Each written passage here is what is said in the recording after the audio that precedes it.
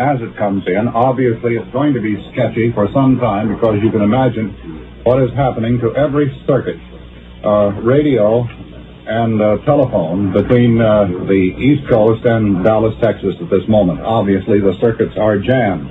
The information that we have, this is no time, obviously, for speculation. Facts are all that are warranted. Here is something else.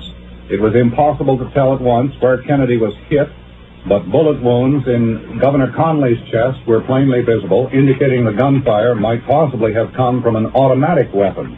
There is this, Chet. Representative Albert Thomas, a member of the House of Representatives, said he was informed that President Kennedy and Governor Connolly are both still alive after having been shot in an assassination attempt. This is from Dallas. It is the first word we have that they are, in fact, still alive. It is the first thing definitive that we have. As we say, we can give you only as much as we have. It is that both men were wounded by an assailant or assailants. It's not known who did it or why. And it was also reported from Dallas that it was not determined whether the Secret Service and Dallas police returned the gunfire that hit the president and the Texas governor. There is no word that the assailants have been captured or cited, probably because the focus of attention now, understandably, is on the president and not so much on those who committed this act. I have some additional information here, Bill, which would indicate that the Secret Service men guarding the president had no chance to return fire. This item says, reporters about 5 car lengths behind the chief executive heard what sounded like 3 bursts of gunfire. Secret Service agents in a follow-up car quickly unlimbered their automatic rifles. The bubble top of the president's car was down. They drew their pistols, but the damage was done. The president was slumped over in the back seat of the car, face down. Then Governor Connolly, after slumping to the left for a moment, lay on the floor of the rear seat. More, Chet, on the quote from Congressman Thomas. He is outside the corridor of the emergency room in which the president and Governor Connolly are under treatment. He said he had been told the president was still alive, but, quote, in very critical condition. That from Congressman Albert Thomas, a Texas Democrat, who was in the hospital, Parkland Hospital in Dallas, Texas, where President Kennedy and Governor Connolly of Texas have been taken after having been wounded in an apparent assassination attempt. We are expecting momentarily a telephone call. That's why I'm seated near this telephone here from NBC's Robert McNeil, who is with the President's party. Understanding that Robert is trying to get through a telephone and get through to us on a special lineup now. Perhaps at that time we'll be able to get more details on what the situation is at the moment, and perhaps some of these questions about what happened earlier can be answered for us, I think. In terms, Frank, of locating where it happened, a reporter, the AP man, Jack Bell, says the president and Governor Connolly were shot as the motorcade entered a triple underpass, which leads to a freeway. They were leaving Dallas. Bell said a man and a woman were scrambling on the upper level of a walkway which overlooked the underpass. Also significant, the president's bubble-top car, the bubble was down at the time this happened. There is nothing yet to indicate that this man and woman were in any way connected with the attack. They have sent out from Parkland Hospital a call for top surgical specialists in Dallas and also a call for a Roman Catholic priest.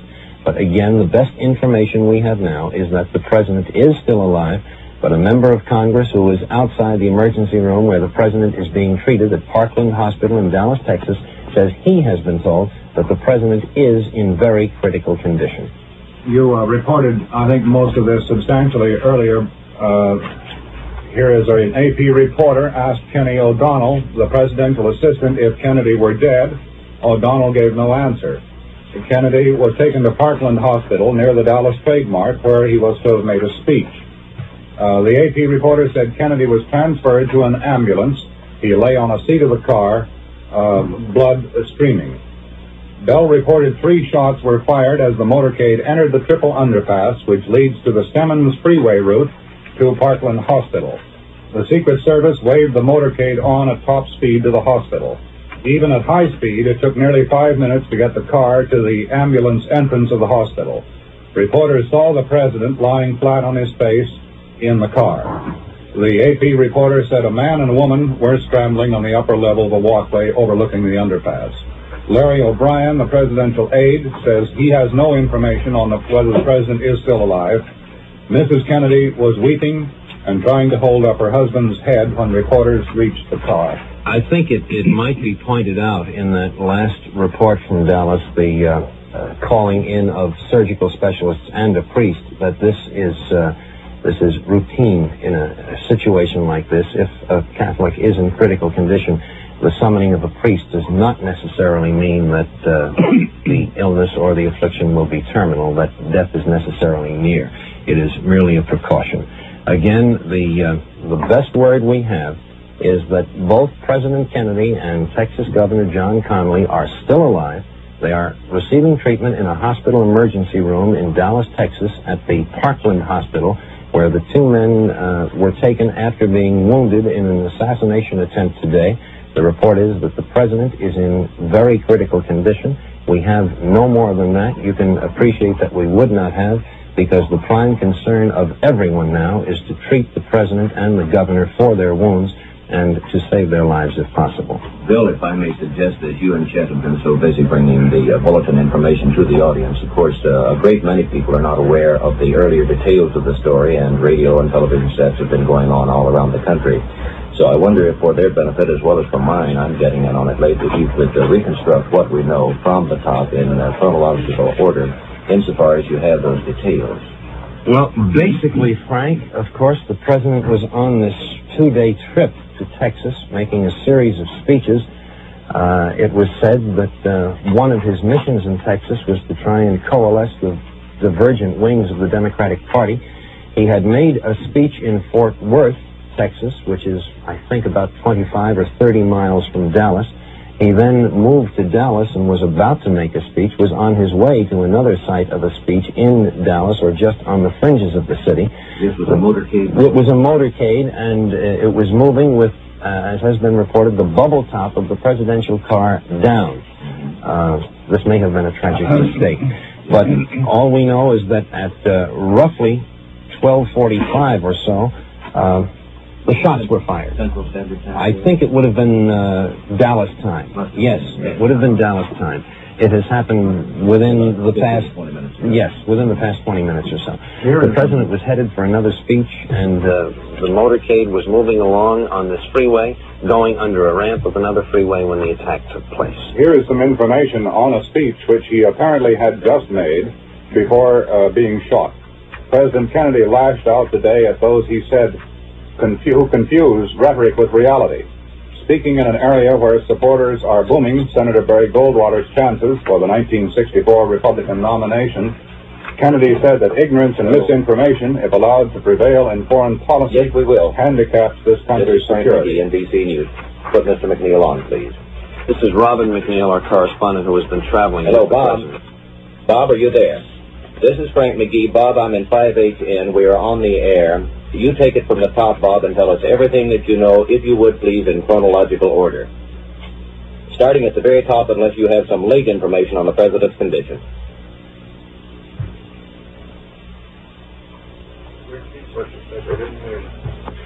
Frank, I'm informed you'll have to repeat that we're not hearing. Bob, I'm sorry, we're having some difficulties with our communication here, and apparently your broadcast, the early part of it, did not get on the air. Would you begin again? Yes, go again, please, Bob.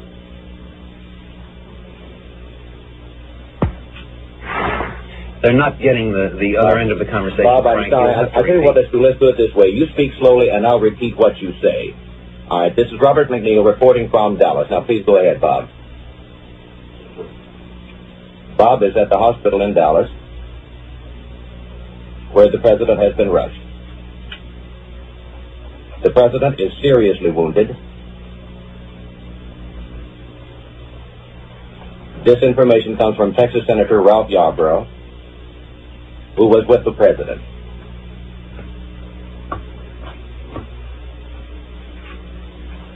The shots which wounded the president occurred as the motorcade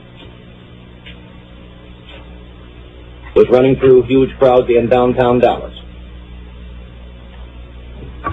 The governor of Texas, John Connally, was also hit.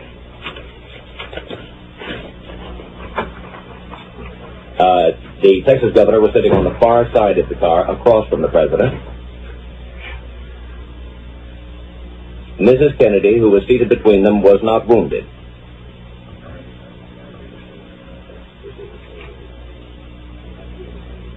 The shots apparently came from a window in a building overlooking the parade route.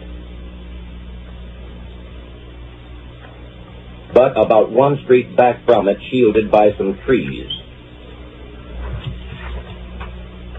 Police, who immediately fanned out around the area, interviewed several witnesses who said they saw a man with a gun in the window. Bob informs me that he was in the motorcade.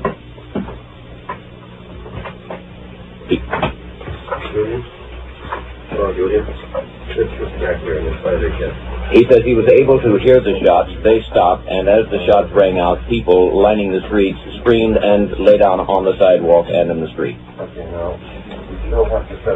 The motorcade immediately speeded up.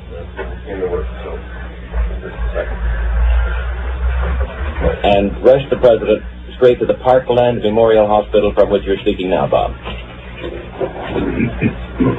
And the president was carried in bleeding. Bob, have you any information on how many times or where the president was struck?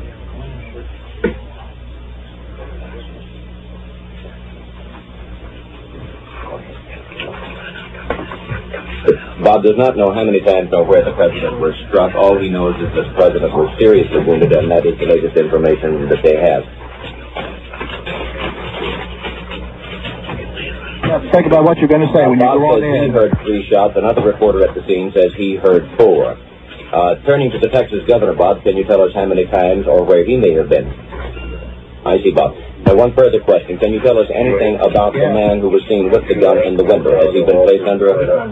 Put the phone on. They say that he was a white man. Go ahead. Put the phone on. There were a lot of Negro people around, but the man seen in the window was a white man. What kind of gun was it, Bob? Was it a rifle?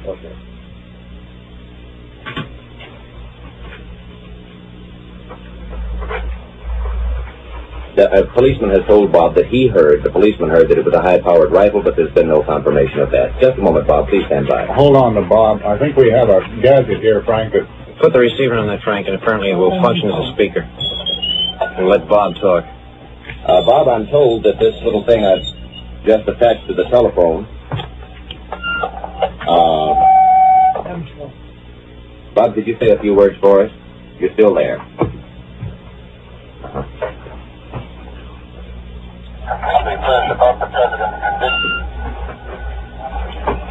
Now, is this being broadcast, what it's saying there now? That's right. I see. Yeah. Bob, I'll tell you what, I realize that you're in a terrible position. You cannot get information as long as you're on the phone, but do you think you would be better advised to remain on the phone or to break the connection and get back in touch with us? Your judgment.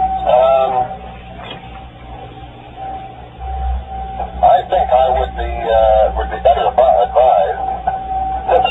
Yes, Bob. This is being heard, what he is saying. Yes, over this microphone here. What's your job, Bob?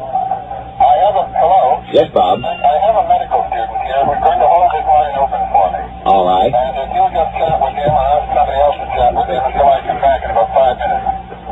That's fine, Bob. We'll be expecting you, and I'll keep the phone and be talking with the student. We'll know when we come back. Thank you, Bob, very much. Frank, to interrupt for a moment, there is this from Dallas. While Robin McNeil is on the phone, of course, he is unable to gather information. President Kennedy has been given blood transfusions at Parkland Hospital in an effort to save his life after he and Governor John Connally of Texas were shot in an assassination attempt. The word still is that the president is in very serious condition. Other reports say he is in critical condition. Governor John Connally, I think, Chet, has been moved, has he not? Yes, we have this information which adds up to something rather inconclusive. It says the Secret Service said the president remained in the emergency room and the governor was moved to the general operating room of Parkland Hospital. One Secret Service man was overheard telling another that there was no need to move the president because emergency facilities were entirely adequate in the emergency room. That would indicate just sort of a snap judgment evaluation that Governor Conley was worse wounded than the president. But as I say, that is only a snap judgment evaluation. Or it could mean, Chet, that they are separating the two cases so that each can be given full attention. Right. The medical student who is on the line with me says he can see outside a window and that a sizable crowd has gathered outside the hospital. This telephone line, by the way, is connected to the hospital. What is the name of the hospital? Parkland Memorial. Parkland Memorial Hospital in Dallas, Texas, where the president and the governor have been taken. And NBC's Robert McNeil is getting the latest information now and should be getting back on the line with us very shortly. Again, to repeat, the president and Governor John Conley have been wounded. They were both shot as they rode in a motorcade through Dallas, and each is in serious condition to the best of our knowledge. But there is no more definitive word than that. We may get some now. We are going to switch to station WBAP-TV, Fort Worth, Dallas, and to newsman Charles Murphy. Just moments ago, authorities in Dallas took a young man into custody.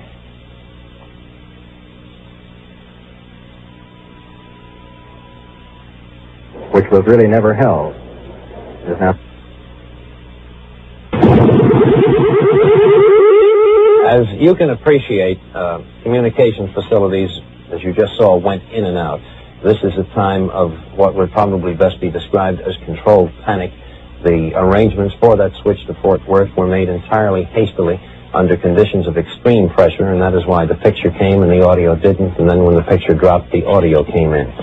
Again, to recap, to the best of our knowledge at this moment, both President Kennedy and Texas Governor John Conley have been wounded by an assassination attempt in Dallas, Texas. They were moving in a motorcade through a downtown section of the city. NBC's Robert McNeil has reported from the scene, and he was riding in the motorcade, that Mrs. Kennedy was not injured, although she was riding in the car with the president and Governor Conley sitting between them. Each was hit. There are reports that a white man was seen at the window of a building about a block away from the cars. There are other reports that a man was seen with a high-powered rifle. There is no indication yet that whoever fired the shots at the president and the Texas governor has been found. The word from Parkland Memorial Hospital is that President Kennedy is being treated in an emergency room of the hospital, that he has received blood transfusions, that he is in critical condition but alive. There is no word on how many times he was struck by bullets or where he sustained the wounds. Now, we are going to attempt once more to return to station WBAP-TV, Fort Worth, Dallas, and newsman Charles Murphy. There is no definite word yet that the person who fired the shots at President Kennedy and Governor Conley in Dallas has been apprehended. We have just received this report, though. Moments ago, authorities took a young man into custody. They took him to the county sheriff's office near the triple overpass, near where the shooting occurred. The man was neatly dressed. He's in his early 20s. He is protesting vehemently his innocence, and he says that he has witnesses to prove that he is innocent. 2 Roman Catholic priests have been summoned to the emergency room where the president is. A White House spokesman said someone had asked for the priest, but did not say whom. Blood transfusions have been administered to President Kennedy. Governor Conley has been moved to the general operating room. Repeating, just moments ago, authorities have taken a young man into custody in Dallas, but there is no definite word that this is the person who might have fired the shots at President Kennedy and Governor Conley. Charles Murphy reporting from WBAP-TV, Fort Worth, Dallas. These additional details from the hospital in Dallas, officials at the hospital say the president has been given a transfusion of B-positive blood. They are calling for fresh blood of that type to have it ready if additional transfusions were needed. Mrs. Lyndon Johnson, the wife of the vice president, was escorted by Secret Service agents into the emergency room where the president is being treated. Now, for Washington reaction to this tragic story, we go to NBC News Washington and David Brinkley. Bill, there isn't a great deal as yet because obviously the news has just got here. It was taken to Congress, which of course recessed immediately to wait to see what has happened. We've checked with the White House, which has told us it doesn't know any more than we know, and in fact has been listening to us to see what it could find out. The president's brother, Edward Kennedy, Teddy Kennedy, was on the floor of the Senate and was informed of the news by the Senate Democratic leader, Senator Mike Mansfield. The only word beyond that we have is that Senator Kennedy didn't know at the moment whether he would go to Texas or not. Beyond that, again, there is no particular or unexpected reaction here yet because most of Washington has just found out about it and is shocked and stunned along with everyone else. The White House, again, has no more information at the moment than we have. We'll stay here, of course, ready to bring you any at the moment it arrives. In the meantime, we'll switch back to you, Chet, Frank, Bill. Thank you, David. This seems tangential and hardly important, but it is reported. The stock exchange closed operations after word of the attempt on President Kennedy's life, and the cotton and wool exchanges also closed. I see. Now we are returning to Dallas-Fort Worth to station WBAP-TV and newsman Tom Whalen. Again, experiencing difficulties. We will, however, make the switch when we can. Here, again, is what we know so far. President Kennedy has been wounded in an assassination attempt. He is reported in very serious and critical condition. He has been given a blood transfusion. He is being treated at Parkland Memorial Hospital in Dallas, Texas, where the attack took place.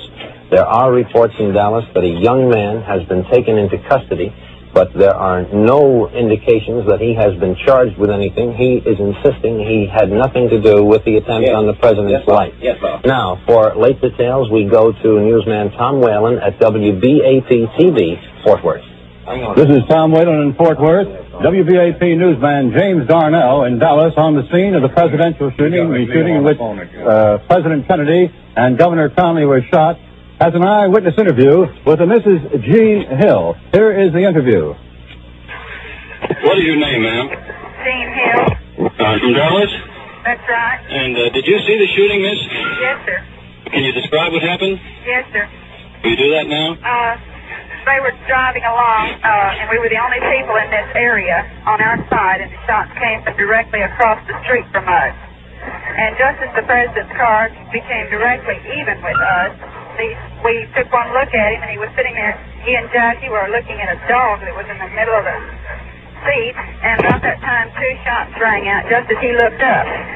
Just as the president looked up, and these 2 shots rang out, and he grabbed his chest, and it looked like he was in pain, and he fell over in the seat, and Jackie fell over on him, and said, "My God, he's been shot."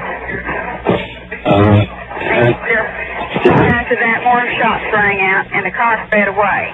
What kind of car was that? What kind of a car was it? The president's car. I mean, where did the shots come from? The shots came from the hill. From the hill? Yes. It was just east of the underpass. And, we were on the south side. Did you look up there where the shots came from, ma'am? Yes, sir. Could you see anyone? I thought I saw this man running, but I looked at the president, and for a while, and I looked up there, and I thought I saw a man running, and so right after that, I guess I didn't have any better sense. I started running up there too. And what is your name? Jean Hill. G-E-A-N? J-E-A-N. J-E-A-N. What's your address, Miss Hill? 9402 Bluff Creek. 9402 Bluff. That was an interview I had with Mrs. Jean Hill of Dallas a few minutes ago. A short time later, Dallas sheriff's officers took a young man into custody. It's believed that they also took a rifle at the same time, described as a .30-30 rifle, which was supposedly found near the scene, although this has not been confirmed. And as we reported earlier, both Governor Connally and President Kennedy are in the emergency room. That is, the president is now. Governor Connally was moved to another room in the hospital. A Catholic priest was called to the emergency room a short time ago, and the president's condition is described as very critical. Representative Albert Thomas of Houston said both men were alive, however. This is Tom Whalen reporting from Fort Worth, Texas, concerning the shooting of President Kennedy and Governor Connally of Texas. Stay tuned to NBC for further details. Now, Frank McGee has reestablished communications with Robert McNeil, who has been traveling with the president. Frank, your report from Robert. Bob, if you will stand by just a moment until I attach this little device to the earpiece, and then I'll tell you when to go ahead. Please go ahead, Bob. Go ahead, Bob. Last rites of the Roman Catholic Church have just been administered to You can drop the box, Frank. They have it direct, they say.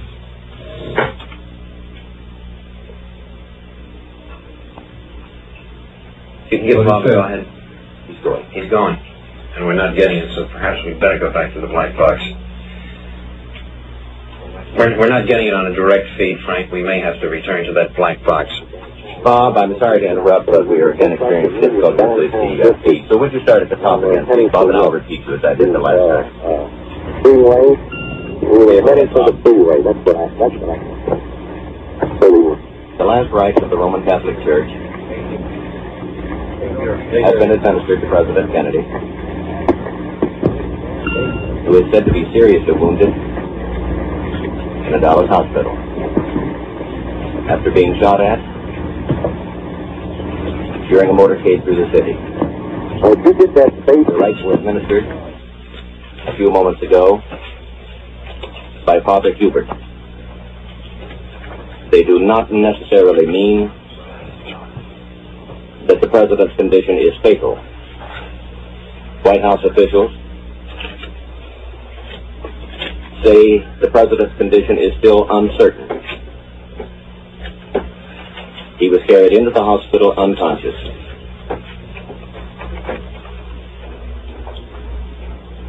From the car in which he and Governor John Connally of Texas were both shot at.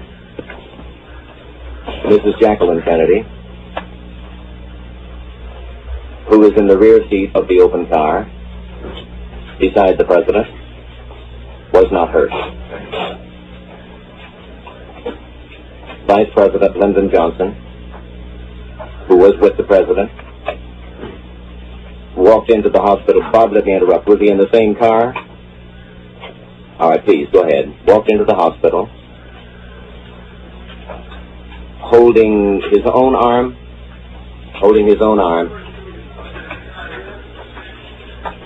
Just a moment, Bob. I'm going to interrupt for a bulletin that the Associated Press has moved from Dallas. Mrs. Lyndon Johnson said after a visit... Yes, please go ahead then, Bob. Who just emerged from the area where the president has been taken, said that her husband, the vice president, is fine. She would not say anything about the condition of President Kennedy, however. She appeared to be in a state of shock and was hurried away by White House personnel. The hospital is reported to be preparing a blood transfusion for both the president and Governor Connally. Bob is telling me that the latest he knows at the moment is that the president's condition is serious and uncertain. That For how many times? we do not know exactly where he was struck nor how many times. But he was carried into the hospital. Unconscious and bleeding. And last rites of the church have just been administered. That's all for the moment, Frank. And Bob tells me that's all for the moment. Bob? Yeah. You think the next thing arranged by the There's this additional detail from the hospital. An assistant to Governor Connally said he talked to the governor in the hospital operating room. He said the governor was shot just below the shoulder blade in the back. The assistant, Bill Stinson, said he asked the governor how it happened, and he said, I don't know. I guess from the back they got the president, too. These are quotes from Governor John Connally, who was also wounded.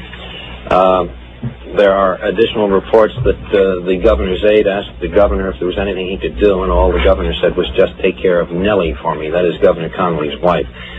She was uninjured. Also, Mrs. Kennedy was not injured. As Robert McNeil reported, the last rites of the Roman Catholic Church have been administered to the president, but this in no way indicates that it is expected that he will lose his life.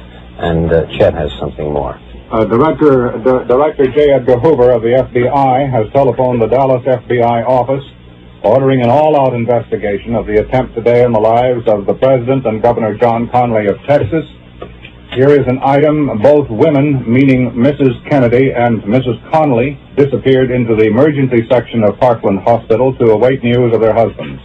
Outside the emergency room in a buff-walled hallway, anxious members of the White House staff gathered, including Major General Chester B. Clifton, military aide to the President, and Brigadier General Godfrey McHugh, the Air Force aide.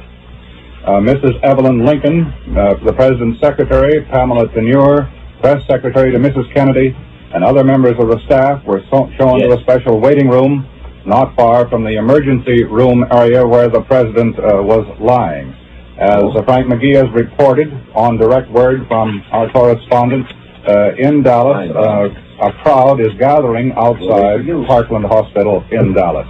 There's also this, Chet, repeating what we got from Fort Worth, that sheriff's officers have taken a young man into custody and are questioning him, but there is no indication that any charges have been placed against him. There is no indication that he is directly involved in this attempt on the life of President Kennedy and Texas Governor John Connolly. Bill, I think we have a picture of the President and Mrs. Kennedy as they arrived in Dallas this morning, and I have some fragmentary copy on the first speech which the President delivered in Dallas. This is the picture of the President and Mrs. Kennedy. I think the camera that has you, Chet, is the one that would have to get the picture. I'll hold it up over here. This is the picture of the first family, or the President and Mrs. Kennedy, rather, arriving in Dallas only a couple of hours before the assassination attempt. The first speech that the President delivered in Dallas, speaking in an area where supporters are booming Senator Barry Goldwater's chances for the Republican nomination, the President said that ignorance and misinformation, if allowed to prevail in foreign policy, handicaps the country's security. This was a speech prepared for the Dallas Citizens Council, the Dallas Assembly, and the Graduate Research Center of the Southwest. He did not specifically mention Senator Goldwater by name. The President said, "In a world of complex and continuing problems, in a world full of frustrations and irritations, America's leadership must be guided by the lights of learning and reason, or else those who confuse rhetoric with reality and the plausible with the possible will gain the ascendancy with their seemingly swift and simple solutions to every world problem." Chet, there's also this. In Washington, the two president's brothers, his two brothers, Attorney General Robert Kennedy and his younger brother, Senator Edward Kennedy, are on their way to Andrews Air Force Base. They will fly to Dallas. Additional details from the hospital. Vice President Lyndon Johnson has not been injured in this attack on President Kennedy and Texas Governor Connolly. The Vice President is somewhere in the same hospital where the President is being treated, Parkland Memorial in Dallas. It is reported he is badly shocked by the shooting, that doctors are trying to keep him as quiet as possible, and that he is under heavy Secret Service and police protection. It's also noted that throughout the trip in Texas, when the President and the Vice President have been in the same motorcade, they have been kept in separate cars, a precaution against just such an attempt as was obviously made today. I referred a moment ago and read an excerpt from the speech which President Kennedy delivered to a breakfast crowd this morning earlier. The breakfast crowd of 2,200 people rose in ovation after the speech, and a few minutes later, the President said he felt like he did in France 2 years ago when he identified himself as the man who accompanied Mrs. Kennedy to Paris.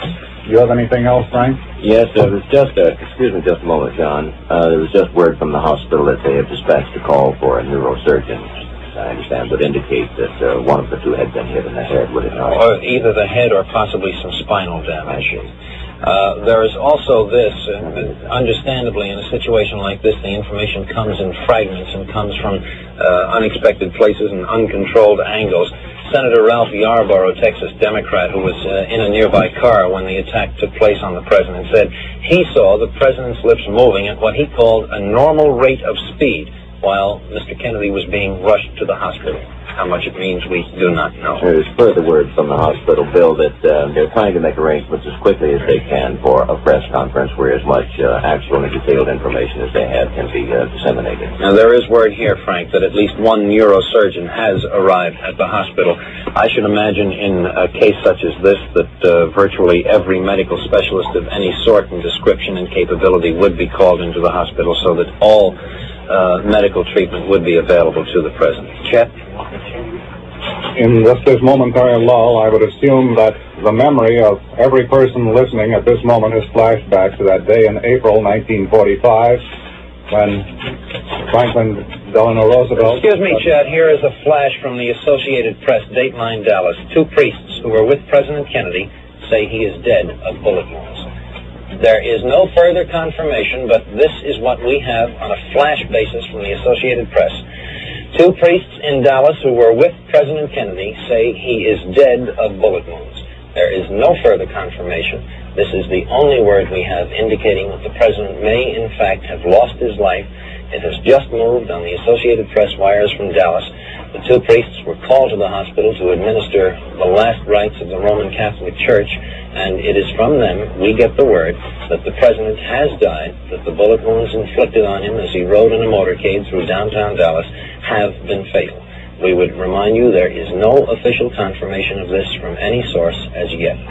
Bill, just moments before you dropped the flash, I had word from the hospital that the Vice President, Lyndon Johnson, and his wife had just left the hospital, then rushed away into a motorcade and departed. This, Frank, might be confirmation of the flash. We must stand by for confirmation, as Bill has emphasized. This is rather sketchy information. We will stand by. We should have... Now, there apparently is word that this AP flash, this report from the 2 priests, that the President has died of bullet wounds is confirmed. We will attempt now to get to station WBAP-TV in Fort Worth, Dallas for confirmation. We go to newsman Tom Murphy.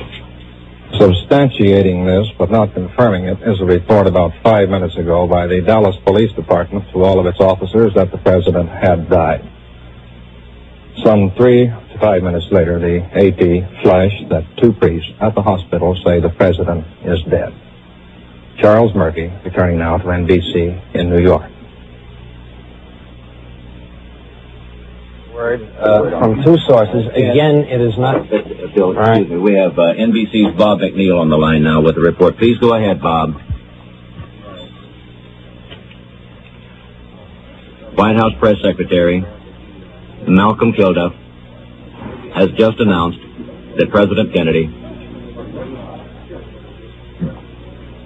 died at approximately 1 o'clock Central Standard Time, which is about 35 minutes ago. After being shot by an unknown assailant during a motorcade drive through downtown Dallas. The President died approximately 25 minutes after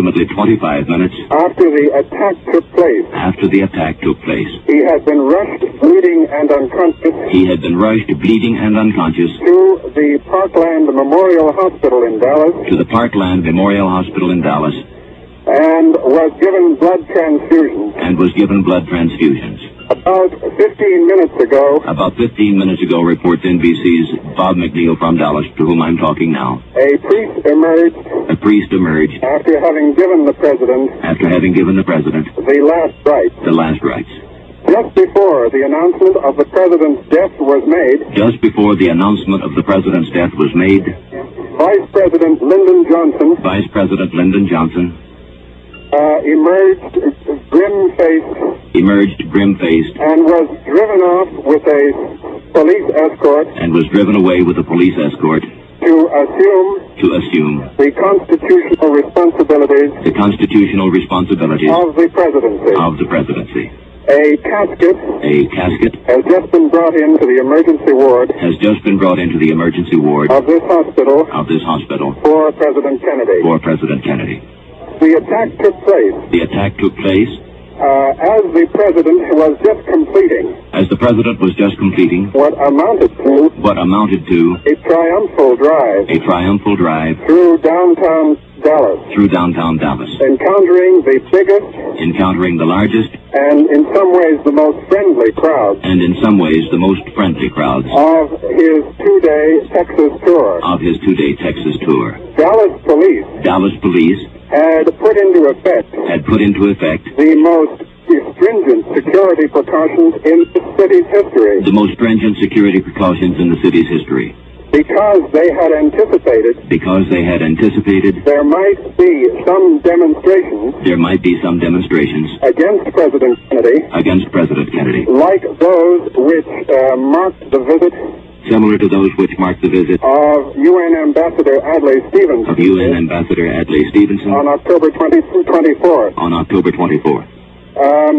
Mrs. Kennedy, who was sitting beside the president, in the open car, was not hurt. However, the governor of Texas, John Connolly, who was also in the car, was wounded reportedly in the chest. And more blood. Repeat, Bob. Further supplies of blood. For transfusions for the governor. Have just been brought into the hospital. The shooting came. According to witnesses. From the second floor.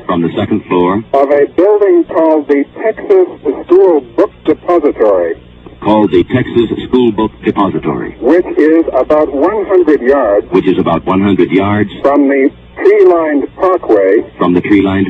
On which the president was driving when the shooting occurred. 3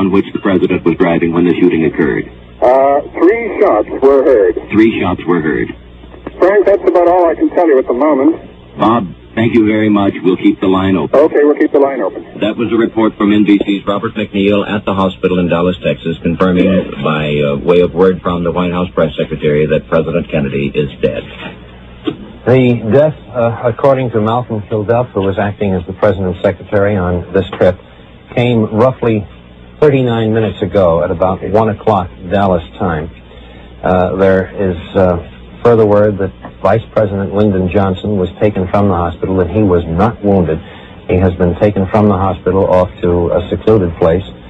He will assume the constitutional duties, succeeding now the late John Fitzgerald Kennedy, the former president, the late president of the United States. Now, it is necessary, even at a time when an event is fresh upon us, to look forward. We will do that now as we go to NBC Your own Washington teaching, Bob. and David Brinkley. I'm relaying your... The whole situation is, of course, that the Vice President, Lyndon Johnson, will be given the oath of office as President of the United States as soon as it can be done. I haven't had time to check this, but I believe the oath can be administered by anyone who can, Justice of the Peace or anyone who can administer an oath. Had it happened in less unfortunate circumstances, he normally would be sworn in by the Chief Justice of the Supreme Court. But in this case, he will be sworn in by anyone who has the power to do it.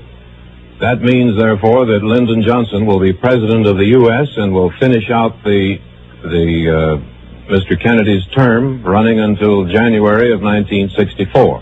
What happens then, obviously, we don't know. The next in line for the presidency then, after Mr. Johnson, becomes John McCormick of Massachusetts, Representative John McCormick of Massachusetts, who is the Speaker of the House. He is, as I say, next in line. We were told a few minutes ago the Air Force had 4 jet airplanes on the ramp at nearby Andrews Air Force Base, ready to take off for Texas, and perhaps by this moment they have. I don't know. Presumably to bring Mr. Johnson and other members of the party back here, and or to take some of the members of Mr. Kennedy's family to Texas. I assume, though we have no other details as yet, but I assume that Mr. Johnson will return to Washington immediately and will take over the late President Kennedy's duties.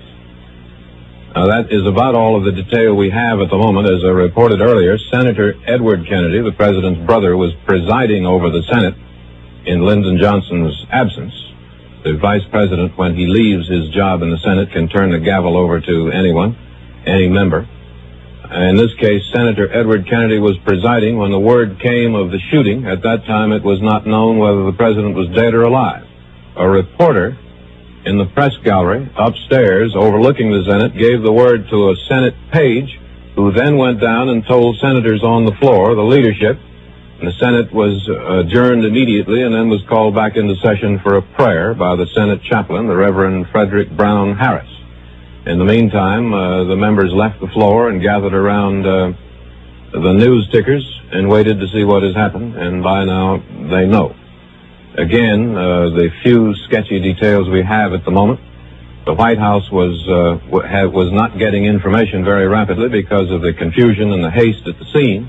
So what we have learned from Texas, not from here. Here is a late report.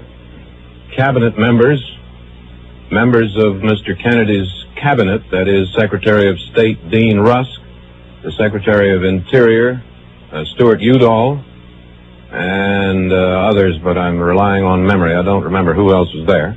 Were on their way to Japan as a part of a mission to discuss trade with the Japanese and other matters. They were 1 hour out of Hawaii. They have turned back to the United States. We don't know yet if they're coming to Washington or Dallas, but I would assume Washington. There isn't much they could do in Dallas. Pierre Salinger is with them. The Kennedy children's Bob Goralski, who is at the White House, NBC's reporter there, says the Kennedy children are still there, and it's a normal school day for them, for Caroline and her classmates. We are now told that the president was shot once in the head. Governor Connolly of Texas was hit both in the head and the wrist, we are told. The police have found a rifle of some foreign make. We don't know what make, nor do we know exactly who had it, but we are told again, as we've reported earlier, that a young man was picked up at the scene and is being questioned. We don't know who he is. That is, that's all we have at the moment. Vice President Lyndon Johnson will now be sworn in as President of the United States and will serve out the remainder of Mr. Kennedy's term, which runs until January 20th, I believe, 1964. A little more than about a year and a half from now. Beyond that, we don't know. Chet, Frank, Bill, you there? Any more from Texas or elsewhere? Yes, David, just this. President Kennedy was assassinated today in a burst of gunfire in downtown Dallas, Texas. Texas Governor John Connally was shot down with him. The president, cradled in his wife's arms, was rushed in his blood-spattered limousine to Parkland Hospital and taken to an emergency room. An urgent call went out for nurses and for blood. The president was 44 years old. He was shot once in the head, as David has just reported. Governor Connally was hit in the head and the wrist. Police have found a foreign-make rifle. The president was conscious as he arrived at the hospital. Father Huber from Holy Trinity Roman Catholic Church was called and administered the last rites of the church. Vice President Lyndon B. Johnson, who now becomes President of the United States, was in a car behind the Kennedys and the Connollys. He is to be sworn into office as soon as possible. He rushed to the hospital and then was whisked away again by Secret Service men. His whereabouts, certainly, and as we can understand, is being kept secret. Yes. Kennedy lived about an hour after a sniper cut him down as his limousine left downtown Dallas. Automatically, of course, the mantle of the presidency falls now to Lyndon B. Johnson, a native Texan who had been riding 2 cars behind the chief executive. Here's one other little bit of information. The priests came out of the ward at approximately 1:37 p.m. Central Standard Time. The announcement by the 2 priests brought audible sobs from a crowd of scores of newsmen and other citizens crowded around the emergency ward entrance of the hospital. Senator Ralph Yarborough of Texas, talking only a few minutes before to the newsmen, collapsed in sobs as he told of witnessing the slaying of the president. Yarborough said he was in the 3rd car behind the president.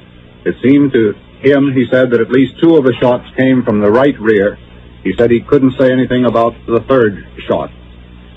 So, that is the story. The President of the United States is dead. The new President is President Lyndon Johnson. The memories of, I suppose, all of us are flashing back to that warm April spring day of 1945 when we lost the wartime President Franklin D. Roosevelt. For many of us, this is the 2nd time around that we have been through one of these crises. The last shooting incident, not fatal, involving a president occurred in 1950 when President Harry S. Truman was in office and was living in Blair House in Washington. The White House was being renovated at that time. You may recall that two Puerto Rican nationalists tried to gun their way into Blair House and assassinate President Truman, who was taking a nap at the time on the second floor. So that is the story. The President of the United States is dead. The new President of the United States is Lyndon Johnson. Mrs. Kennedy, we understand, is still at the hospital. She was not hurt. The White House spokesman have refused to comment on her condition. President Johnson is under heavy guard and was whisked away from the hospital by White House officials. President Kennedy, we are now informed, was shot in the right temple. It was a simple matter of a bullet right through the head, said Dr. George Berkeley, the White House medical officer. Chet, we have more details, once again reestablishing contact with our station in Fort Worth, Dallas. And so, for additional information, we go to station WBAP-TV, Fort Worth, Dallas, and newsman Charles Murphy. The car wanted in connection with the assassination of President Kennedy has been stopped in Fort Worth. Police report that the suspect in the shooting is in custody. Further word will come later. Fort Worth is 30 miles west of Dallas. Just a few minutes before this report, we heard from one of our newsmen in Dallas on the scene, James Kerr, who said that a Dallas policeman, J.D. Tippett, was shot to death by an unknown man in a car minutes after the President and Governor Connally were shot. The officer was shot about 2 miles from the scene of the presidential assassination. Repeating the first of this bulletin, the car wanted in connection with the assassination of President Kennedy has been stopped in Fort Worth. At an intersection, police reported that they had the suspect in the shooting on the ground. We hope further confirmation will come on this momentarily. This is Charles Murphy reporting from WBAP-TV, Fort Worth, Dallas. Now, we have ready for you an eyewitness account of the assassination of President Kennedy. This was recorded, and the voice you will hear is that of an NBC sound man traveling with one of our television camera crews in the presidential trip to Texas. The sound is the voice of John Hofen. Yes, Bob. This is John Hofen of the NBC White House news crew traveling with the President in Dallas, Texas. We had just driven through the downtown section of Dallas, through the business area where the President had received a very tumultuous welcome. We're approaching a drive which would put us on a freeway where we would then drive to the trademark, where the President was to attend a luncheon and make his speech by our Dallas citizens. As we turned down this moderate curve here, there was a loud shot. At first we thought it was a cherry bomb by some teenager. Then it was immediately followed by 2 and 3 more. Everybody sort of ducked, and there were people falling to the ground. We did not know who was shot. Ladies and men both were screaming. David Wigman, the cameraman in the car in which I was riding, immediately jumped out, was making pictures. We did not know who was hurt. When the President's car took off with a police escort and a Secret Service and a mad dash, which turned out to be towards the hospital.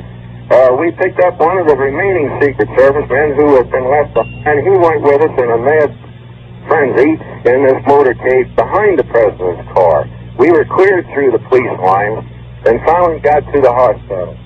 As we came down the final drive there behind the emergency entrance, we were told that we could not go any further, and we stayed outside and were kept informed by Malcolm Kilduff, the Associate News Secretary on the President's staff, of what was happening. As I left the hospital to come over here to this phone, which is approximately a block away, he whispered in my ear, he says, "John, we understand the President has died. Since waiting here on the phone, they have made that he has died." That was the recorded voice of John Hofen, an NBC sound man who was traveling with a television film unit in the presidential motorcade and who witnessed the assassination of President Kennedy.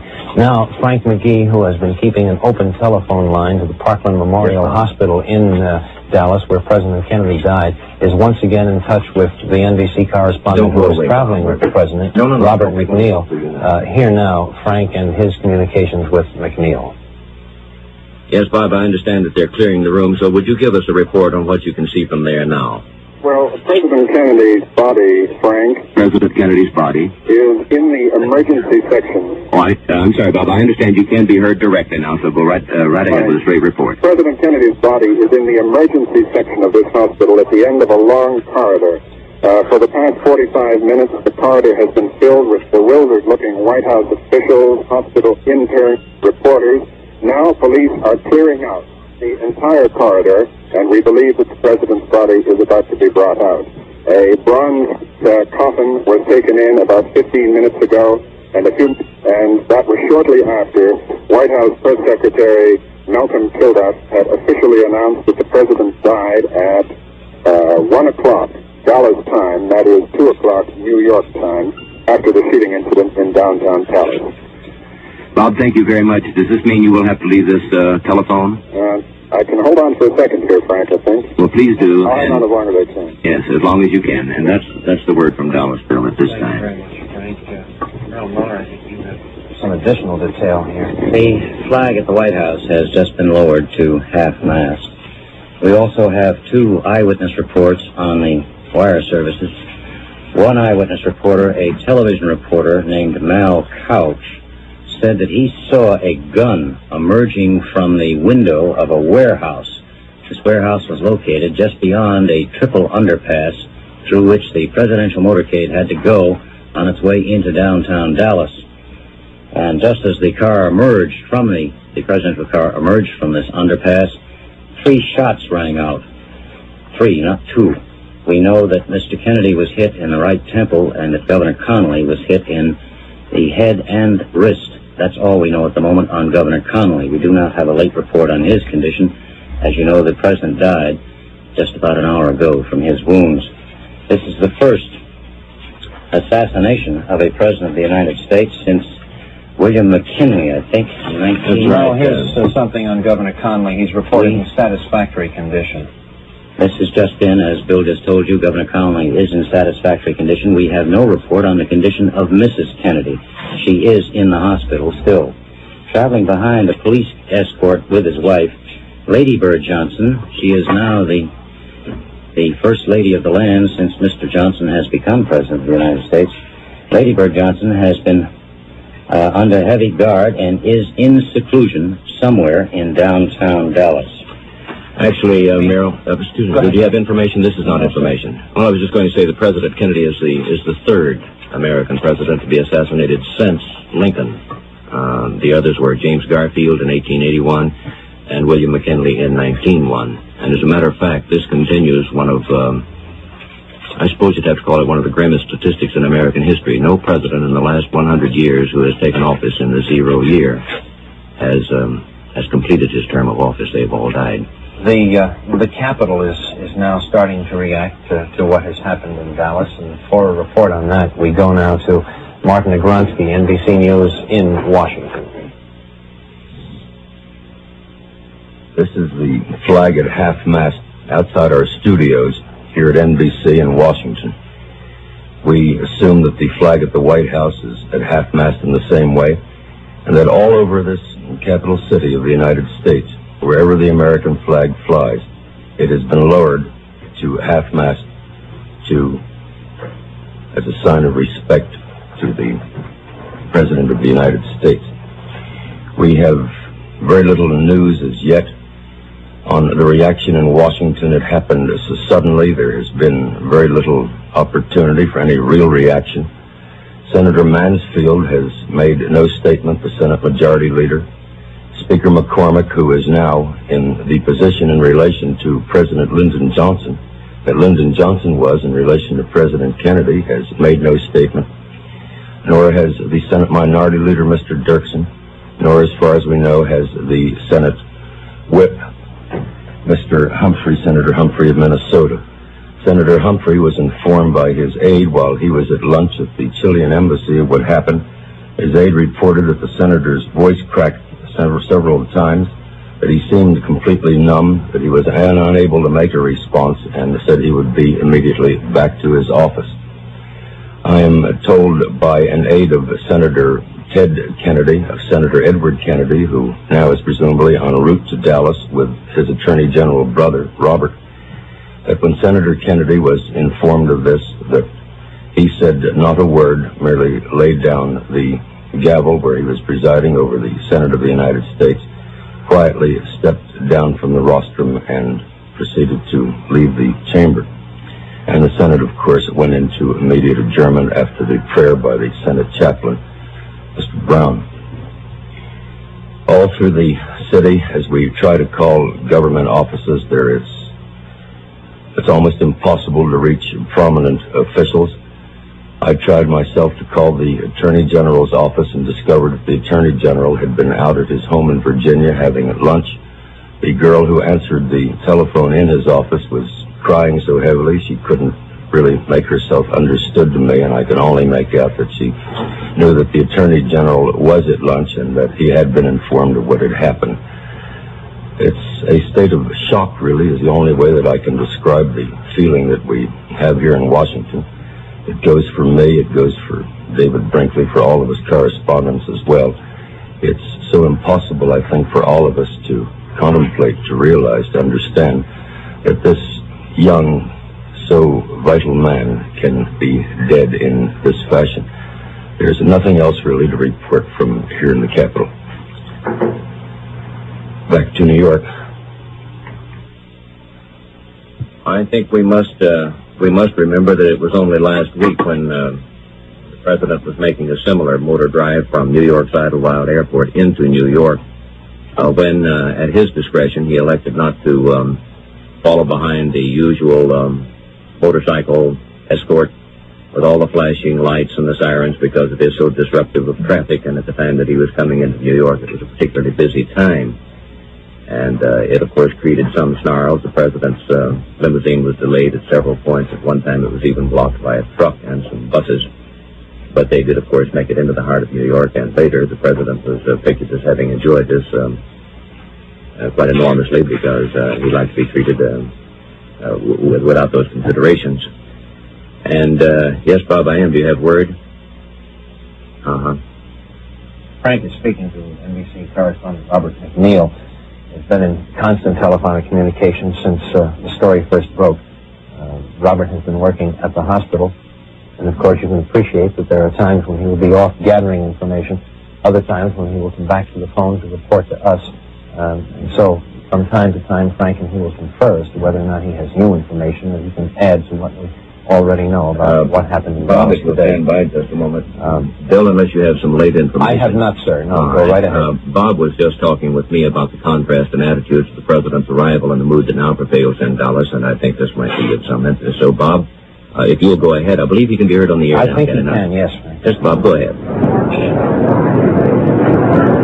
How extraordinary the contrast was. When the President and Mrs. Kennedy arrived at the airport, there was a crowd of many hundreds, and Mrs. Kennedy, following the practice she's developed the last couple of days, took the initiative in going over to the fence, and she and the President walked all along the fence, shaking hands with both hands, and the crowd was really delirious with them. And this kind of reaction was something like the reaction that was encountered in the big crowds all the way through the town. Very friendly. I saw only one hostile sign all the way through the motorcade, which went about 10 miles. And then suddenly, in the middle of this bright sunshine, the friendly crowd, and nobody expecting anything, these three muffled shots were heard. And it couldn't have been a more startling, gruesome contrast to the very pleasant, sunny, friendly atmosphere that he'd received, despite all the warnings that things were going to be difficult for him here in Dallas. Why was that, Bob? Because of Adlai Stevenson's recent visit? Well, this had been the thing that made the police worried, and Dallas got such a bad name around the world after the attack on Stevenson that the authorities were determined that there would be no repetition of this. You remember the ambassador was someone spat on him and someone hit him over the head with a poster. They mobilized a third of their entire city police force with extra paddy wagons around the corner and everything else, and put on a strong propaganda campaign in the newspapers and on the radio and TV stations to make sure that the name of Dallas was not dragged in the mud again by any unfavorable incident when the President came. And that is why it was such a contrast. What What is the situation in the room where you are at the hospital now? Well, I'm in a little small waiting room where emergency patients wait to be taken into the operating rooms where they're treated. And there are a few policemen who are the only ones left in the long corridor leading to the room with double swinging doors, behind which we assume the president's body is being placed in the bronze coffin, which was taken in about half an hour ago, and from which we expect it to come out shortly.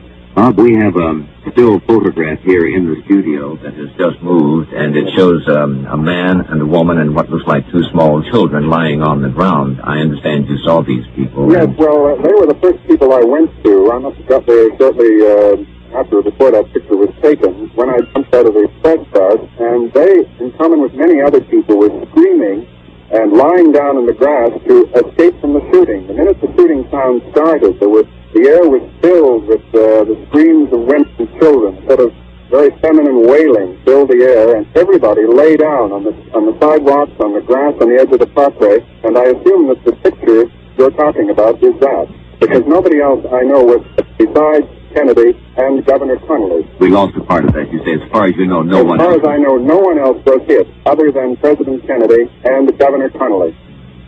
Now, Bob, again, about the area or the building from which the shot apparently was fired. Could you describe that for us and tell us about how far away it was from the car and how they would have been able to see the car from that distance? Yes, well, I'll describe the scene. There was, as you come out of the main street of downtown Dallas, which was packed with people, it feeds into a parkway called the Triple Underpass. And that parkway, which is lined with trees and lawns, takes a bend. And behind some trees, in a sort of service road, is a brick building of about 8 stories, which is called the Texas School Book Depository. Now, according to witnesses, 2 of them who I talked to and the police talked to, say they saw a man with a gun in the, one said the 2nd floor, another one said the 4th floor, a window of that building. Now, from either floor, Frank, he would be able to see over the low trees to about 100 yards away where the president's car was. An unobstructed view, Bob? I would think so. I was not able to go up to either of those windows, so I couldn't see for myself, but looking at it from the ground, it looked as though it would be. The president, therefore, must have had presented either a profile to the assailant, if he was, in fact, in those windows that the witnesses say, and or his 3/4 back, because his car had actually passed the direct line from the window. You see, the way it went is the car would have approached the window head-on, then turned left and gone down a slight decline under the underpass. Just a moment, Frank. Yes, Bob.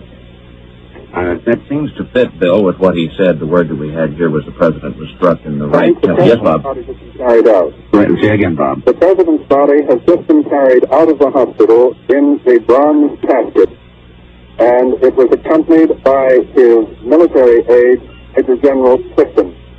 And it has been placed in an ambulance. I understand it is being taken straight to the air base where he landed to be flown back to Washington. I see, Bob. The crowds have all been moved away from the door by the local police and the Secret Service. I can hear the motorcycle escort outside with the ambulance starting up. And the president's body, with the police motorcycle escort, is now pulling away from the hospital. It is about 1.5 hours since he was shot. The president has been dead for about 1 hour and 7 minutes. Vice President Lyndon Johnson, who is now constitutionally the president, left immediately after the president's death was confirmed, and with a police escort went off to the airport, presumably to go straight to Washington to assume the constitutional responsibilities of the president. Bob, returning to your earlier narrative, you had just taken us to the point where the president's car had turned, and I was about to ask. Now, there were 3 cars behind him with Secret Service and several Texas congressmen, and then I was in the first press bus, the front of the first press bus, which came behind those. And just as we turned the corner, about 40 feet behind the president's car, I heard 3 shots. Bob, Was the president seated or standing at that time? The president was seated because there were very few people at that point. It was a thin crowd at that exact point. Most of the crowd had been concentrated a few hundred yards back. The president was seated, Mrs. Kennedy was seated, but when I heard shots, I saw people fall to the ground and was not looking for the moment at the president. The car immediately disappeared under the underpass and speeded up to go straight to the hospital. And I left the press house and went to this building from which the shots reportedly came. Mm-hmm. What sort of a building is it, Bob? Well, it is I told you the title. It's the Texas School Book Depository. It's a orangey brick building of about 8 floors, and that we're showing an expanse to the street of maybe about 8 windows wide in the front. Well, Bob, from the point where they think the man with the gun might have been seen to where the president was actually felled, would it have been possible for him to have been struck by a bullet in the right temple? Well, I believe that if he was using a high-powered rifle with a telescopic sight, one policeman told me he understood it was a high-powered rifle. I don't know about the telescopic sight. I assume that from that distance it could be. I see. About how fast was the president's motorcade going at the time of the fire? Slowly. It was about, by that time, having just gone around the corner, it was probably between 15 and 20 miles an hour. Mm-hmm. And Vice President Lyndon Johnson was how far behind? I'm not sure, Frank, which car. There was a jumble of congressmen in the car immediately behind, and I'm not sure which car Vice President Johnson was in. And then you say, of course, that the motorcade speeded up immediately and rushed toward the hospital. And disappeared under the underpass, and I had jumped out by that time and was running with the police. They thought the assailant had fled over some railroad tracks, and they chased him through what they thought was the assailant, through several trains. Standing on the tracks, and I went with them, and therefore didn't see the president immediately as he went under the underpass. Well, did they apprehend this person they were chasing? No, they apprehended nobody at that time. They went back and started talking to witnesses on the scene. I see. Just a moment, Frank. Yes, Bob. There is also this that could be added. We have. Frank, I'm told that Vice President Johnson was in the car directly behind the president.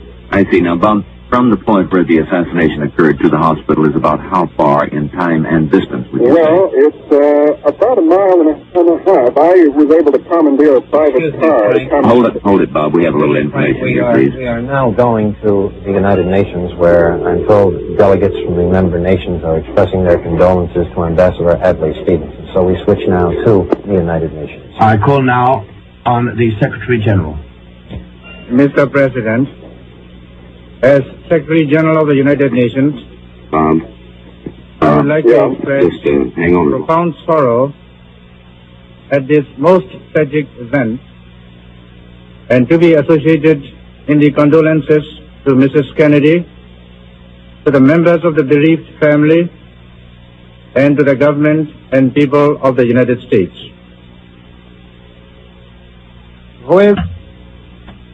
I request members of the General Assembly to rise and observe 1 minute of silence in tribute to the memory of President Kennedy, after which I shall adjourn this meeting in sign of mourning.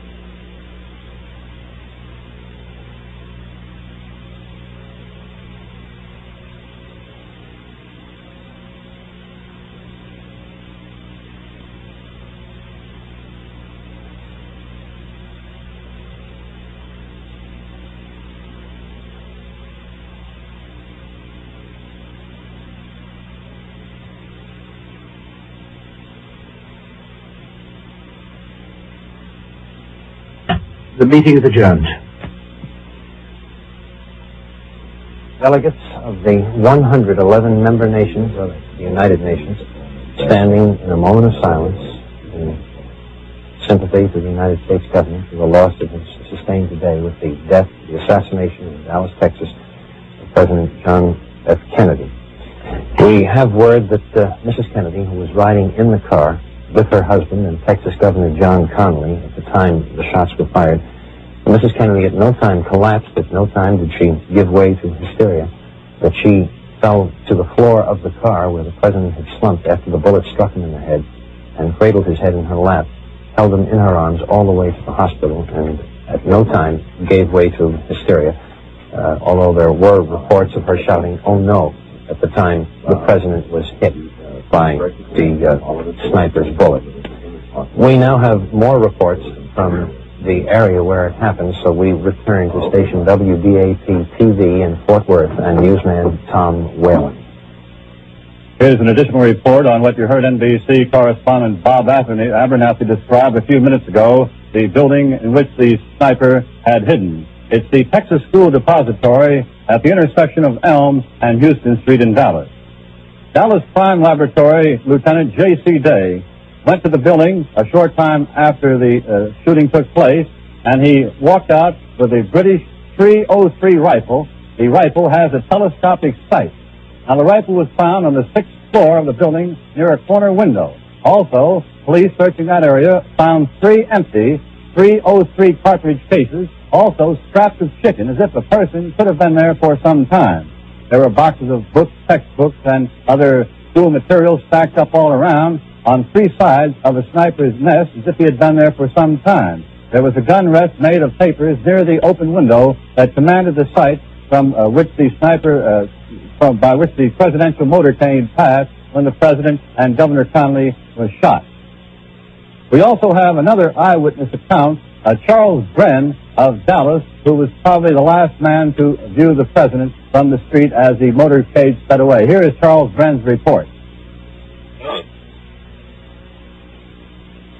Jimmy? Where's your witness? Wait, Brent. You were a witness to the incident here. Yes, sir. Unfortunately, I was probably 15 to 20 feet away from the President when it happened. Tell us exactly what you saw. He was coming down the street, and my 5-year-old boy and myself were by ourselves on the grass there on Palmer Street, and I asked Joe to wave to him, and Joe waved, and I waved in the middle. It's all right, sir. All right. He was waving back. The shot rang out, and he slumped down on the street. And his wife reached up toward him, and he was slumping down, and the second shot went off, and just knocked him down from the seat. Two shots. Did you see the man who did this? No, sir, I did not see the man who did it. All I did was look in the man's face when he was shot there and saw that expression on his face and grabbed himself and flied.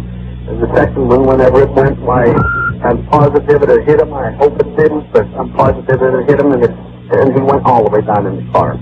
Then they speeded up, and I didn't know what was going on, so I just grabbed the boy and fell on him and hoped that there wasn't a maniac around. I'm sorry. I can't help you more, but I will figure. Thank you very much. As we said before, the sniper's nest has been found, and police have recovered a British .303 rifle with a telescopic sight. This is Tom Whalen reporting from Texas for NBC from WBAP-TV. Things can move this fast when you are dealing with a story of this magnitude, even while we were getting reports from Fort Worth, Dallas, on finding the sniper's nest and details of what was going on in that building from which the bullets were fired. We were handed another story here from Dallas, and Frank has that. Well, it's to the effect that a Secret Service agent and a Dallas policeman have been shot and killed some distance away from the area where President Kennedy was assassinated, and no other information was immediately available. There was an earlier report, Frank, from WBAP-TV that a Dallas policeman had been shot to death approximately 2 miles from the scene where the assassination of President Kennedy took place. This seems to be the same policeman, but that a Secret Service agent was killed in addition. Also, in the earlier reports, we were told that a car that was wanted in connection with the assassination of President Kennedy had been stopped in Fort Worth, and that a suspect had been picked up. We have had no further word on that, no indication whether the police have or feel they have captured the person or persons who took part in this successful attempt on the life of President Kennedy. As NBC's Bob McNeil reported just a few moments ago, the president's body has been taken away from the hospital where he died after being assassinated, and it is the assumption that it is being taken to the airport where he had arrived just a short time earlier for his motorcade and planned speech in Dallas. The assumption is, and a great deal of what we're doing now is assumptions.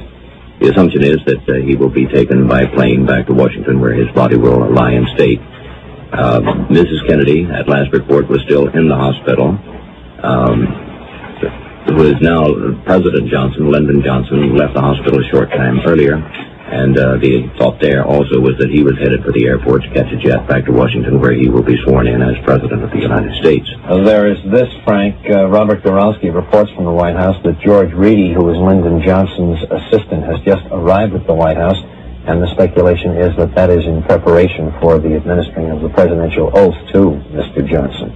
Excuse me. Go ahead. I was just going to say that it always occurs as soon after the death of a president as possible. There is no particular protocol or formality for it. As far as we know, the vice president is contacted and informed of the passing of the president, if he does not already know, and is almost immediately sworn in. Sometimes there is a private swearing-in ceremony that is repeated later, but it is not a joyous occasion, as you can imagine, and constitutionally, the vice president becomes president immediately upon the death of the president of the United States. So Lyndon Johnson is now president of the United States and will presumably be sworn in sometime this afternoon. There are reports, Frank, that the president's father and mother, Mr. and Mrs. Kennedy, were informed of the attack on their son at Hyannisport, Massachusetts, but there is no indication that we have yet that they know that they have in fact lost their son. There was an indication that when they were told he had been wounded, that his mother, Mrs. Rose Kennedy, was getting ready to fly to Dallas. Presumably those plans may change. Also, Governor John Connally of Texas, who was riding in the car with the late president and was wounded, it is reported that he is not out of the woods, but that his vital signs are good. He has been operated on for a gunshot wound in the chest. Doctor said that the governor of Texas has a good pulse. His respiration is satisfactory, although he is in much pain. Europe, as we might expect, has been deeply stunned, shocked, and no doubt amazed by what happened in Dallas today. Our servicemen overseas got word of it on the Armed Forces Network. In the Vatican, Pope Paul VI was immediately informed. Francis Cardinal Spellman of New York, who was in Rome for the Ecumenical Council, was also told of what had happened to the president. He said, "I am saying the rosary for him now." Cardinal Spellman said the president's death was a great loss to the country and to the world. In Great Britain, radio and television suspended their regular programming after the flash of the president's death was received there. It came in London at about 7:30 in the evening, British time, and the Soviet news agency TASS carried a flash on its circuit this afternoon saying, and I quote from TASS, "It has been officially announced that the United States President John F. Kennedy has died in a hospital after an attempt was made on his life, again, and still quoting TASS, by persons as believed from among the extreme right-wing elements." Close quote on TASS. Frank? Well, it's just a note here, Bill, that it was at 2:05 p.m. I suppose that would be Central Standard Time. Or was it Eastern Time? No, it would have been Central Time when the president's body was removed from the hospital. It was driven away in a lengthy cream-colored ambulance, and the curtains, the side curtains, were tightly drawn. There is something here, Frank, on at least one of the persons, and there may have been two, there may be only one, picked up in connection with the assassination of President Kennedy.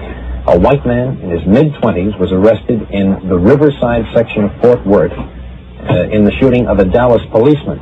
A man with black curly hair, wore a red shirt, denied that he was connected with the assassination of the president. He was in handcuffs when he was seen by reporters. So a man has been taken into custody. It is in connection with the shooting of a Dallas city policeman. There is no word yet whether this is or is thought to be the man or person who today assassinated President Kennedy, apparently with a single shot from a high-powered rifle fired from the 5th floor of a building, which was, as we are told by Robert McNeil, roughly 100 yards from the president's motorcade, which was traveling at slow speed. Now, we are starting to get conflicting reports on weapons.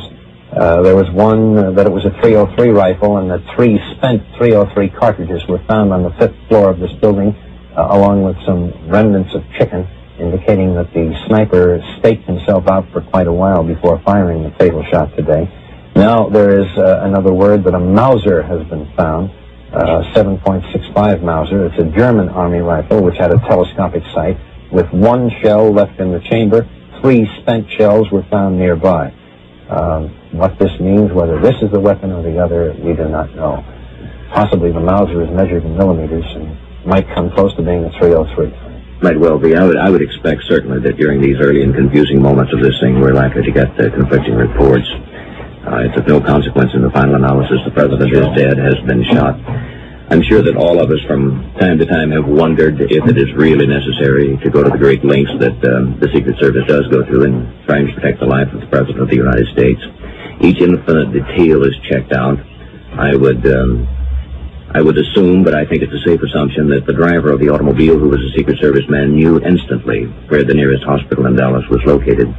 And the reports we have received from there say that he sped away immediately and went directly to the hospital in an effort to spare the president first from further gunfire, and secondly, of course, get him to the hospital as quickly as possible. But despite the inconvenience and the annoyance that is connected with the Secret Service effort to protect the life of the President of the United States, it still comes as a tremendous shock to us to realize that a thing like this can happen in our country, and with the precautions that are made. One of those who was a witness to the assassination today and was a member of the presidential party was Texas Senator Ralph Yarbrough, and he went through the hospital when the president was taken there and was the first to give newsmen anxiously awaiting in corridors outside some indication of what the president's condition might be. This is a picture, I think, if we can get it here on our frame, of the Texas senator at the hospital as he came out and tried to talk with the newsmen. Everyone was shocked and broken up, and he quite obviously is under some stress and strain, appears to be in tears.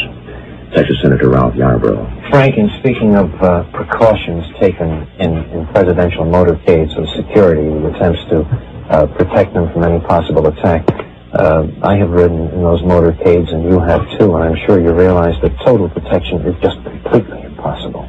As they realize this, if one stops and thinks, here you have a distance of maybe 15 or 20 miles, and the person that you're trying to protect is in an open automobile.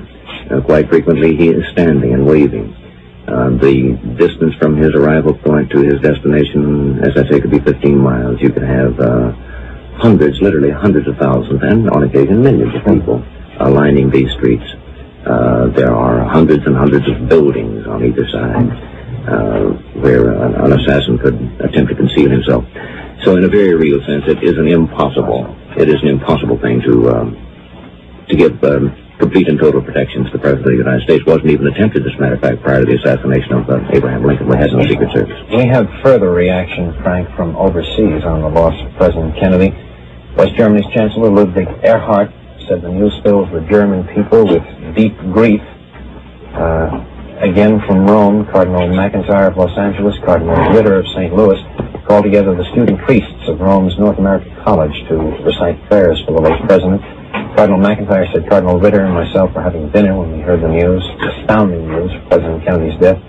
And Cardinal McIntyre said, we are shocked, grief-stricken, and our hearts are pained. The Italian Premier designate Aldo Moro said, speaking of President Kennedy, his stature as a politician in his great country and on the international scene was growing in the years of courageous policy of renewal. French Prime Minister Pompidou said, it is atrocious, it is spiteful, I am overwhelmed. As is the city where President Kennedy fulfilled his duties, the city of Washington, D.C. So for further developments there, we switch now to David Brinkley in Washington.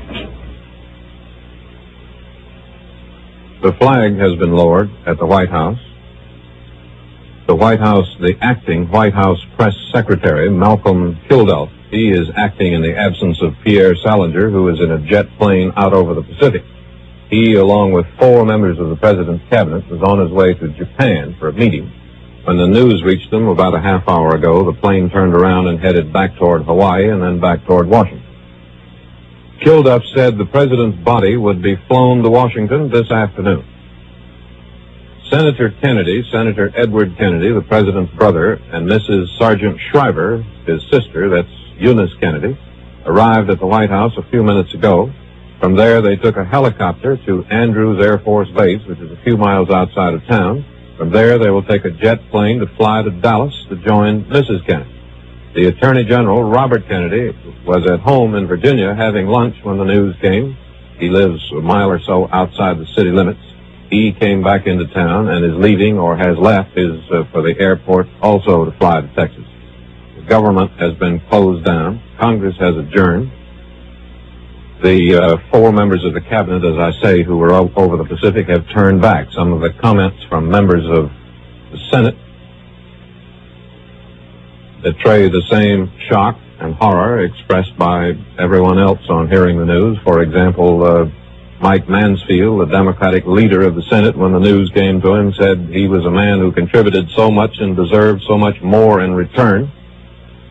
Senator Bible of Nevada said it's one of the great tragedies of our lifetime, and the world has lost a great champion in the United States, a courageous president. And Senator Byrd of Virginia said he was deeply shocked. It's a disaster, and he could not find words to express his distress. There are similar sentiments expressed by everyone who has said anything at all.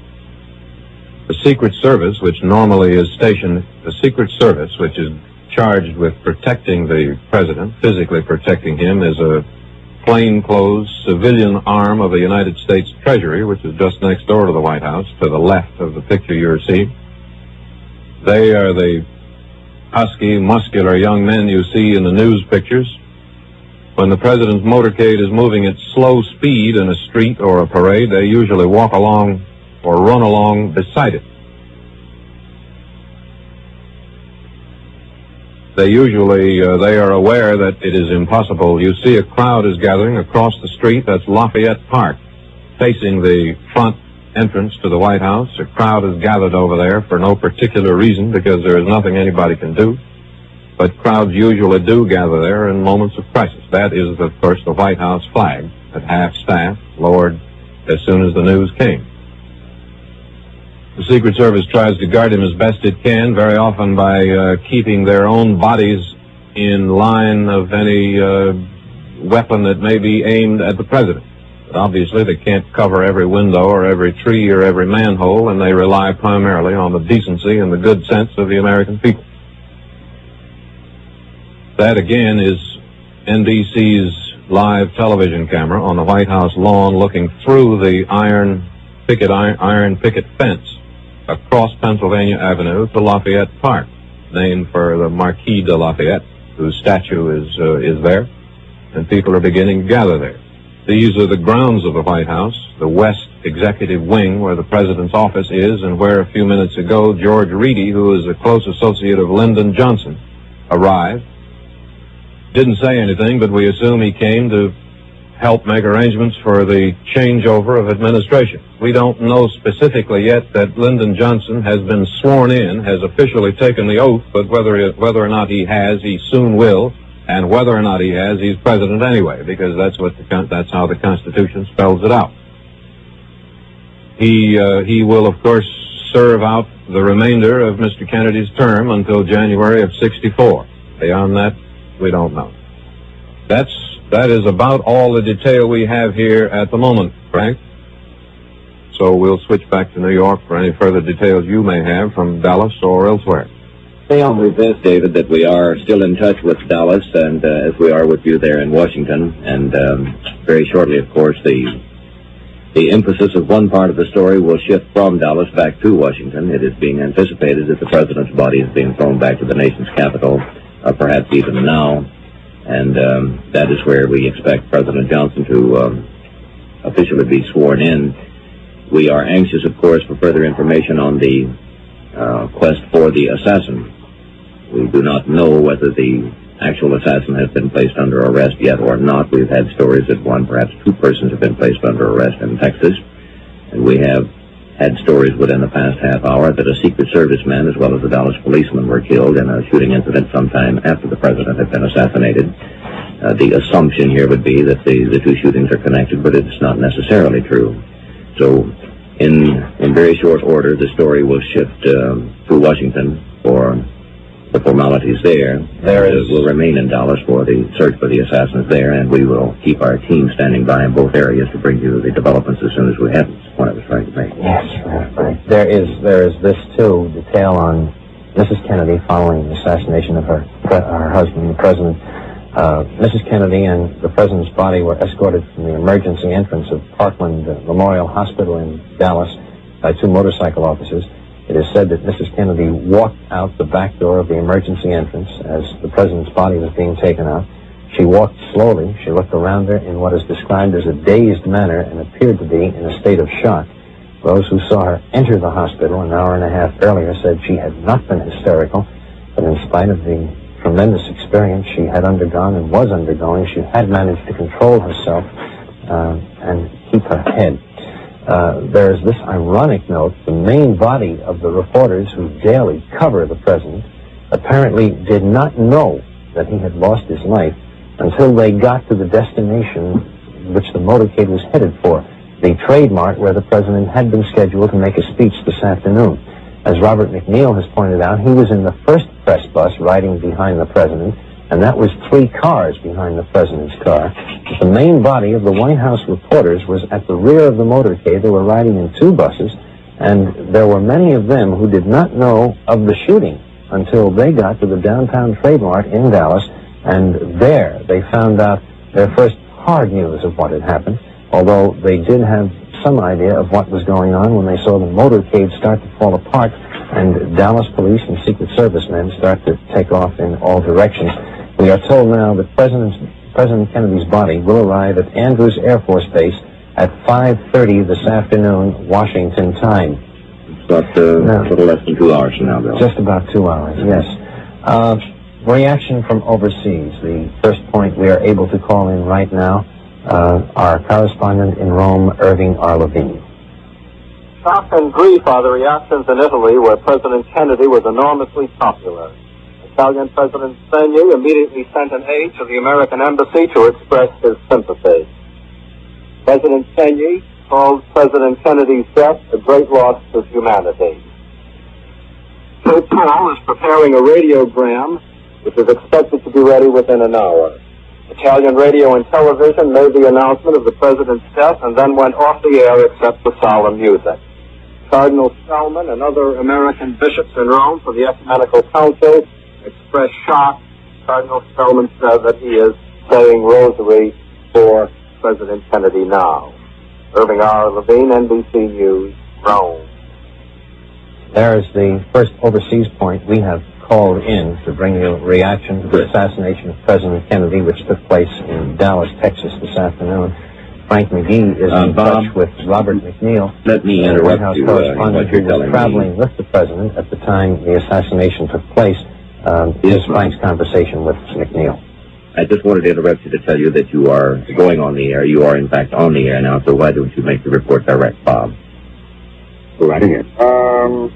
We can have pictures for Frank in about 15 minutes. I see, Bob. The doctors who attended President Kennedy have just reported his condition. Dr. Moment, I lost my notes here.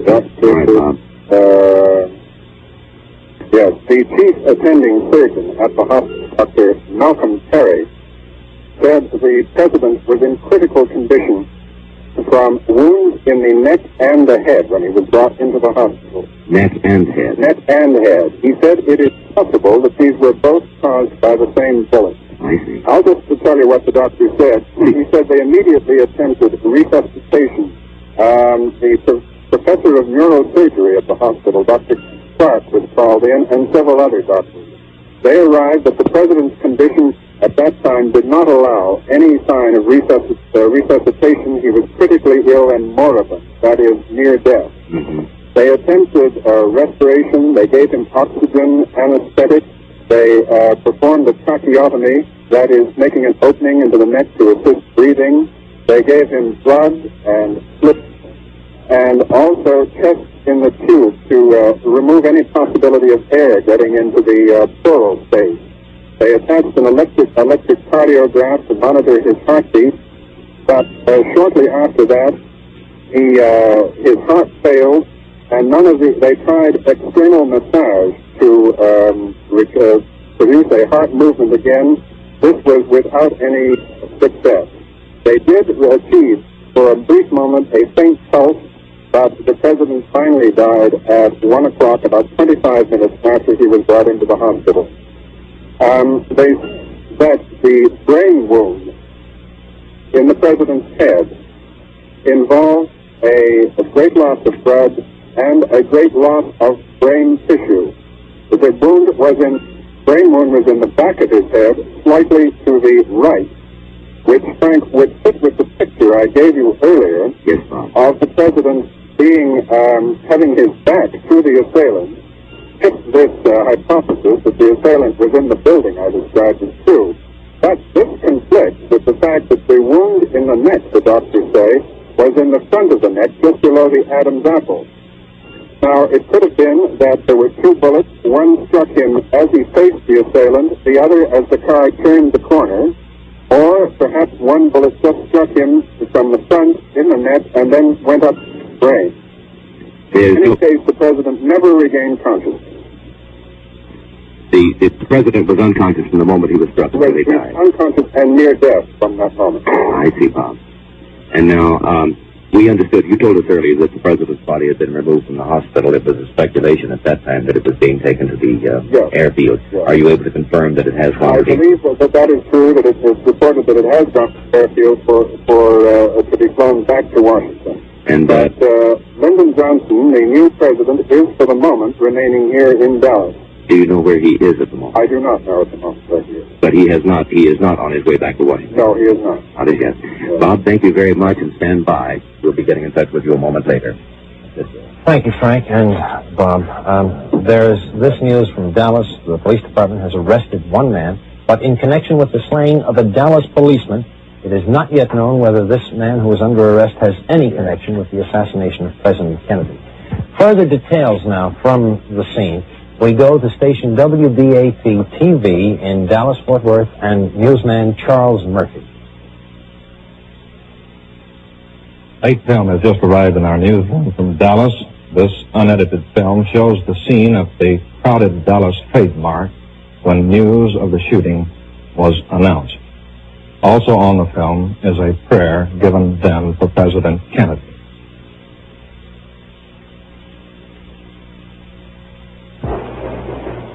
The words here have been changed. He do not know how serious our request as can. They are difficult to get.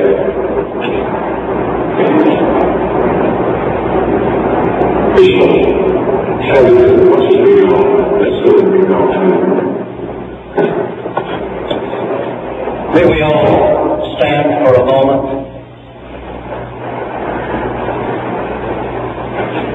Sure, there's a desire in each of our hearts to bow our heads. The presence of Almighty God, from each in our own way, would come to Him. Let us pray.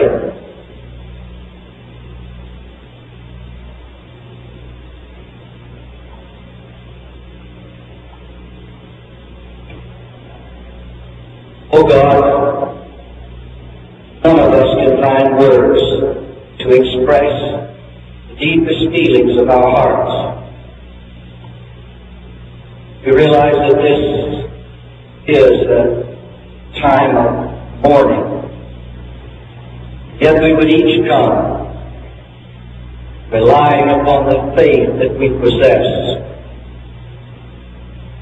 We would each come with perhaps the most earnest prayer that we ever offer in behalf of our President, our Governor, the members of their families. So we pray that even in this gathering, we may reveal that calmness that shall be pleasing to Thee, that we shall await word in a spirit in thy holy name. Amen.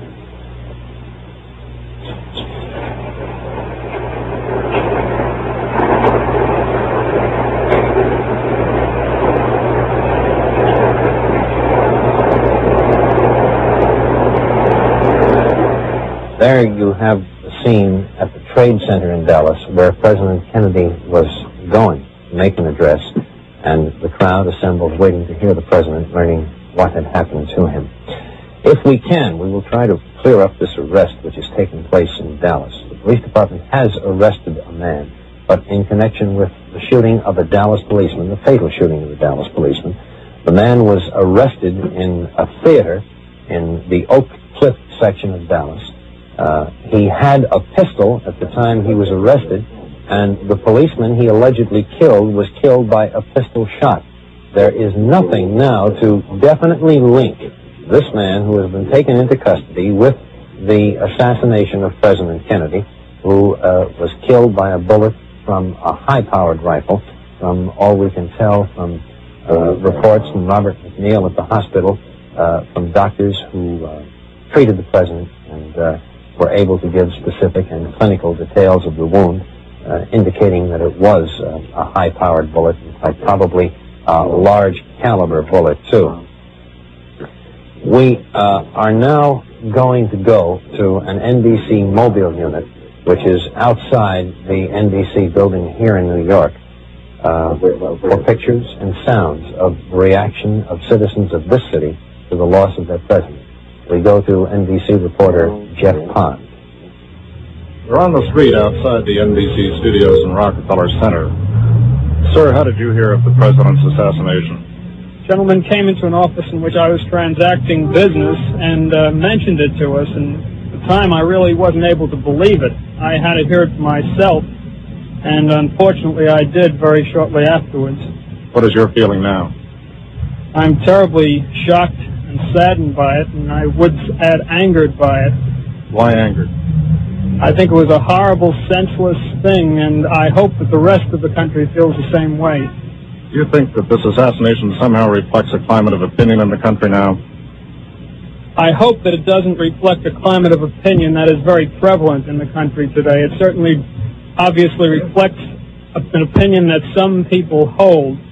I hope that as an American and the other people as Americans do not generally hold this feeling. You said some people. Who do you mean by that? I don't feel expert enough to express an opinion, but the only evidence that I have as to who these people are these ultra-conservative groups that have been distributing literature and spreading hate in Texas, and who attacked Ambassador Stevenson was about a week ago. A little longer than that. Of course, no one knows that these people are indeed responsible. No, certainly not. Thank you, sir. Ma'am, what was your reaction? I was very shocked and saddened by the president's death. I was getting some eyeglasses fitted when I first heard about it, and then I was riding on the bus when they finally told me he was dead. Do you find it difficult to believe even now? I really do. I really find it difficult to believe now. The president was in Dallas, which is, of course, part of the South. Do you think that somehow his racial policies are in any way connected with this? That's the first thing I thought of when I heard about it, yes. I thought that probably some segregationist crackpot or something, just they had it all planned out, and I really believe that his blood will be on their hands forever, yes. Thank you. How about you, sir? Do you believe it even now? This is the first time in my life I honestly say I'm not proud to be an American. Right now I'm serving in the armed forces, and I'm just home on leave, and it's an understatement to say it was a shot. At first did not believe it, and I have trouble believing it now. I just don't think it reflects the thinking of most people. As was stated before, I think it's a small minority, and it's just an unfortunate day for the United States that this can happen. This is something that you read in history books and just never want to believe that can happen when you're living. Do you think this in some way reflects on the security arrangements that Secret Service? There are random samplings, what I've called man-on-the-street interviews, people here in New York City, their reactions to the loss of the President of the United States, John F. Kennedy, who died approximately an hour and 45 minutes ago in Parkland Hospital in Dallas, Texas, after being fatally wounded by a sniper. Developments in the nation's capital reported now by NBC's David Brinkley in Washington. Bill, we've reported this before, but we will report again that the President's body is expected to arrive at Andrews Air Force Base, a few miles outside of Washington, at about 5:30 Washington time, which is about an hour and 40 minutes from now. The church bells all over town are ringing. We're told that people are standing on street corners, crying openly and freely. NBC's Robert Abernathy reports from Andrews Base that the base commander says the President's body, again, will be arriving at 5:30. He also says that Senator Edward Kennedy and his sister, Mrs. Shriver, who was Eunice Kennedy, have just taken off by jet for Otis Air Force Base in Massachusetts.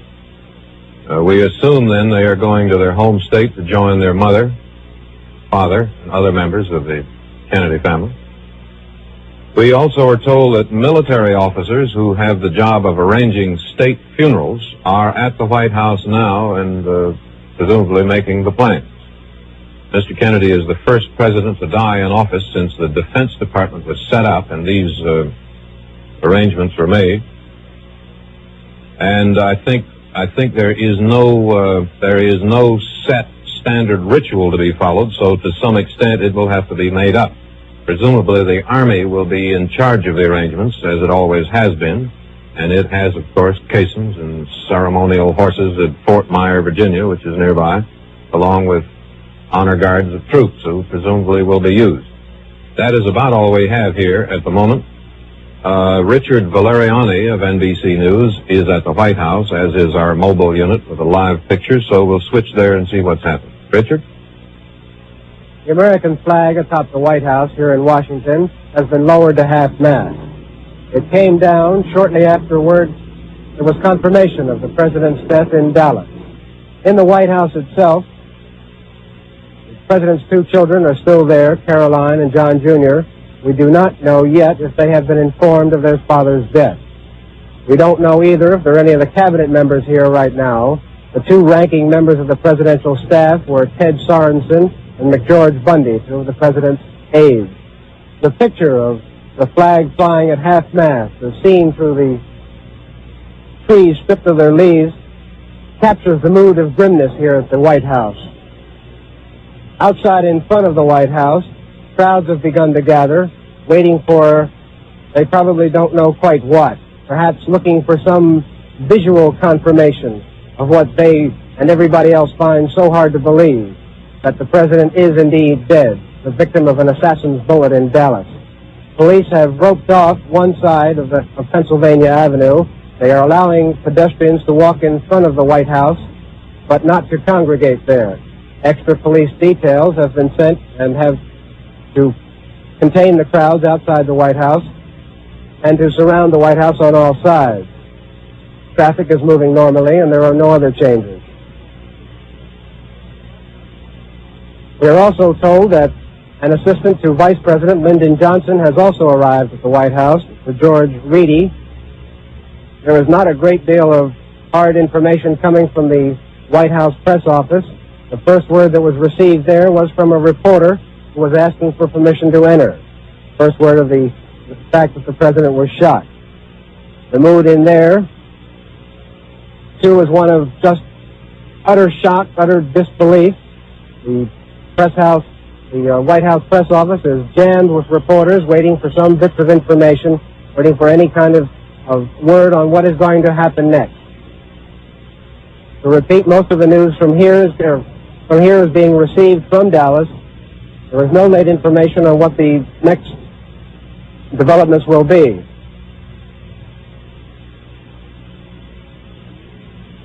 The crowds are still gathering outside the front of the White House, across Pennsylvania Avenue.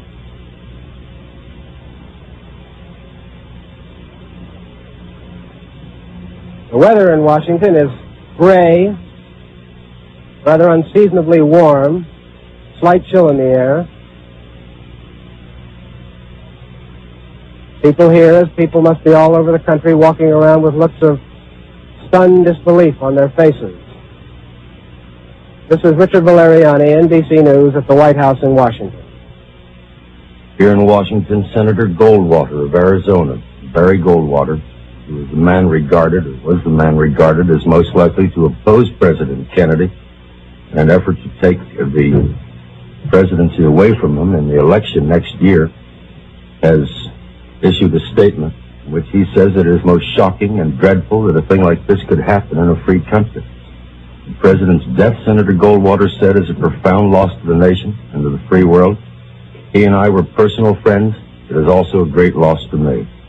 Mrs. Goldwater and I offer our heartfelt sympathy to Mrs. Kennedy and to the president's family.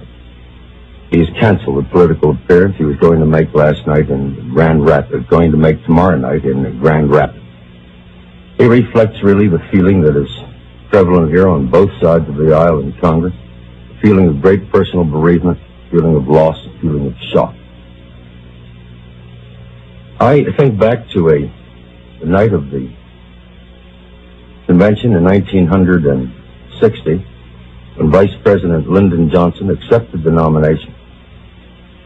Governor John Connally was then the floor manager for Lyndon Johnson, and was the man who was always his closest assistant in all of his political campaigns. That is Governor Connally of Texas, who now lies wounded in a hospital in Dallas. About 2 o'clock in the morning, when there was much talk that Lyndon Johnson would be offered the vice presidential nomination, John Connally told me that he was positive he would never accept it. I had talked earlier to the late speaker, to Sam Rayburn.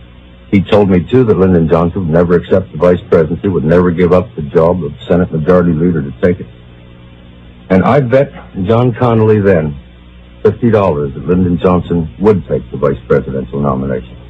And at 2 o'clock that morning, John Connally made that bet with me, really positive that his very close friend, Lyndon Johnson, would not accept it. This, I suppose, is the way that history is made. Had Lyndon Johnson not accepted it, he, of course, would not be President of the United States today.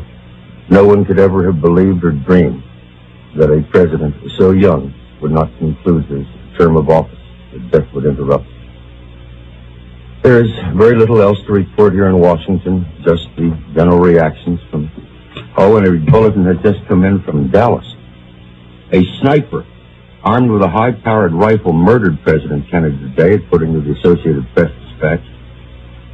Here, barely 2 hours after Kennedy's death, Lyndon Johnson has taken the oath of office as the 37th President of the United States. So it is President Lyndon Baines Johnson, 55 years old, the new President of the United States. Now, back to New York.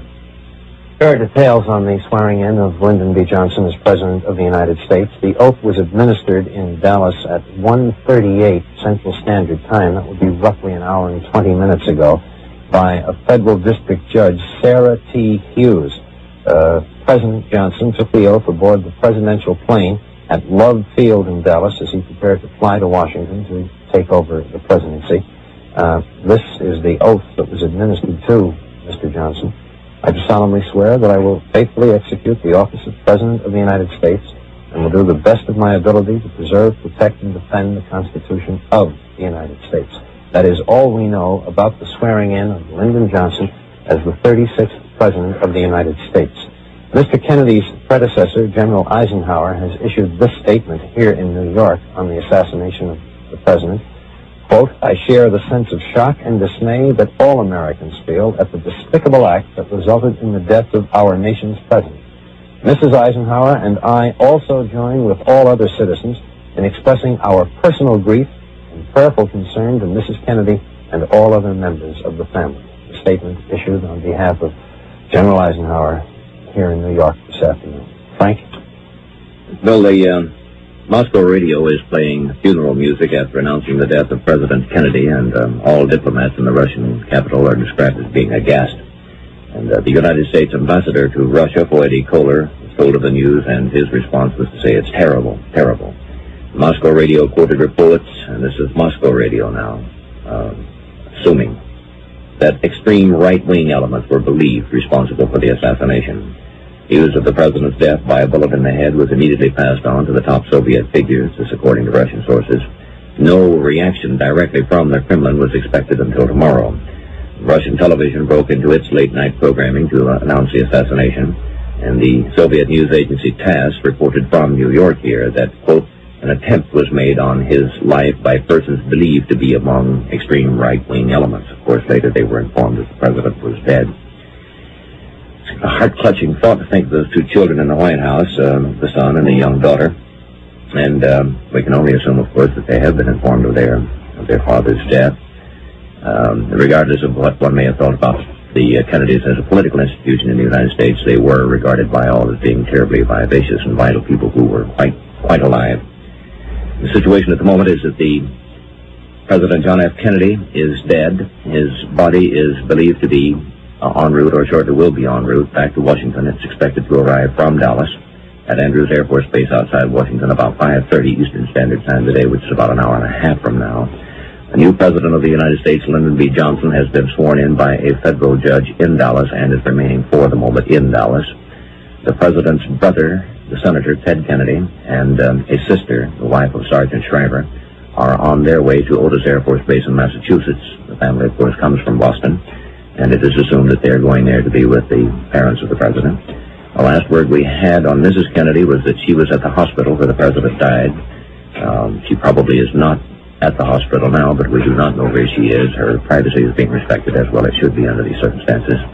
Mrs. Johnson is no doubt with the new President Johnson. And that is the situation that we have it at the moment. And do you have some more information, Bill? Only, Frank, that there was word that Mrs. Kennedy had, in fact, left the hospital with the body of the president, presumably to go to Dallas's Love Field, from which place the body would be flown back to Washington for the state funeral, which will follow. Preparations for that, we understand, are already being tentatively made by military experts who would handle the affair. They are gathered at the White House. Did we want to go to this? I believe so, Frank, yes. We have prepared some material on some of the last appearances that President Kennedy was able to make. In what has proved to be his last formal speech, the late President John Fitzgerald Kennedy commented to a dinner in Houston, Texas last night. Excuse me, Frank. Yes. Excuse me, Frank. That's, I'm told, not ready. All right. I was handed it. We'll have it for you in a moment, then. If I can, I will attempt a chronology of what happened today. The President was in Dallas on a 5-city, 2-day sweep of the state. He had his wife with him. Her first act of campaigning, and it supposedly was to look forward to what she would be doing next year in his expected presidential campaign. The President had made at least one speech in Dallas and was on his way to a trade center to make another when a sniper's bullet hit him in the head. It took 5 minutes for the motorcade to dissolve sufficiently so that the President could be driven to the hospital. He was driven to the Parkland Memorial Hospital in Dallas. When he was brought in, doctors said that his condition was moribund, that is, close to death, that he was unconscious. The wound, from the descriptions they have given, was massive, and apparently nothing that medical science could do could make any change in his condition. He died in approximately a half hour from the time he sustained the wound. The first word that came of the President's passing came from 2 Roman Catholic priests who had been summoned to the hospital to administer to him the last rites of the Roman Catholic Church. Riding in the car with the President, in addition to his wife, was Texas Governor John Connally and his wife. Neither of the ladies was injured, although Governor Connally did sustain, they're told, 3 wounds, one in the chest, one in the wrist, and an extremely minor one in the leg. He has undergone surgery, apparently for removal of the bullet which struck him in the chest. He is said to be in reasonably good condition, but there is the qualification left that he is not yet out of the woods. That is roughly what we know of what happened today in Dallas. There is no indication that the sniper or snipers has been found. One person has been taken into custody in the city of Dallas, but that is in connection with the killing of a Dallas policeman. policemen and Secret Service agents who fanned out from the area where the attack on the president took place on a freeway have found a rifle. And now for a late report from Fort Worth, Dallas, we go to station WBAP-TV and newsman Charles Murphy. Here now are late, unedited, unscreened films of the shooting scene in Dallas. This was a scene near the Stemmons Expressway. This is in front of City Hall in downtown Dallas, a mile east of the shooting scene.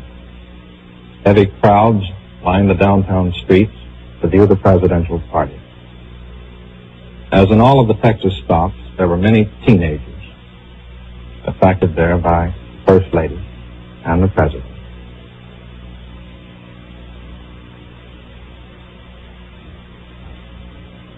This is Main Street in Dallas. Is this moving west? This is moving west toward the fatal moment.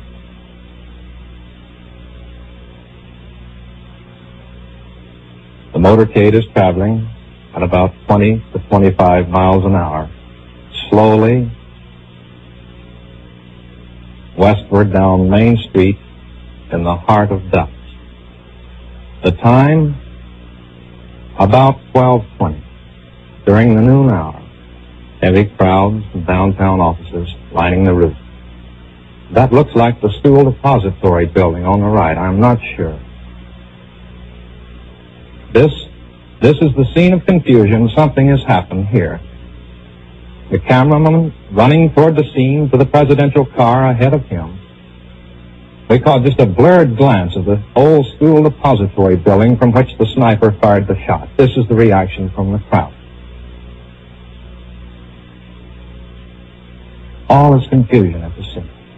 Here a woman shelters herself. Now racing toward the hospital. On Stemmons Freeway, past the trademark to the right where the president was to have spoken, where he was to have criticized the fanatical right. There, okay. That is Parkland Hospital, 1.5 miles to 2 miles from the shooting scene. Parkland Hospital, where the president died in Dallas. By the time these films were shot, of course, the presidential car was already at the hospital. This is Major General Clifton, the military aide of the president, press secretary going into the hospital.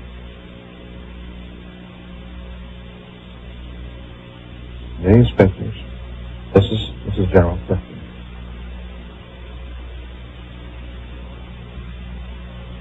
This is the emergency room entrance of Parkland Hospital in Dallas. Later films, as they are developed, as they arrive here, will be shown. This is Charles Murphy reporting from WBAP-TV, Fort Worth, Dallas.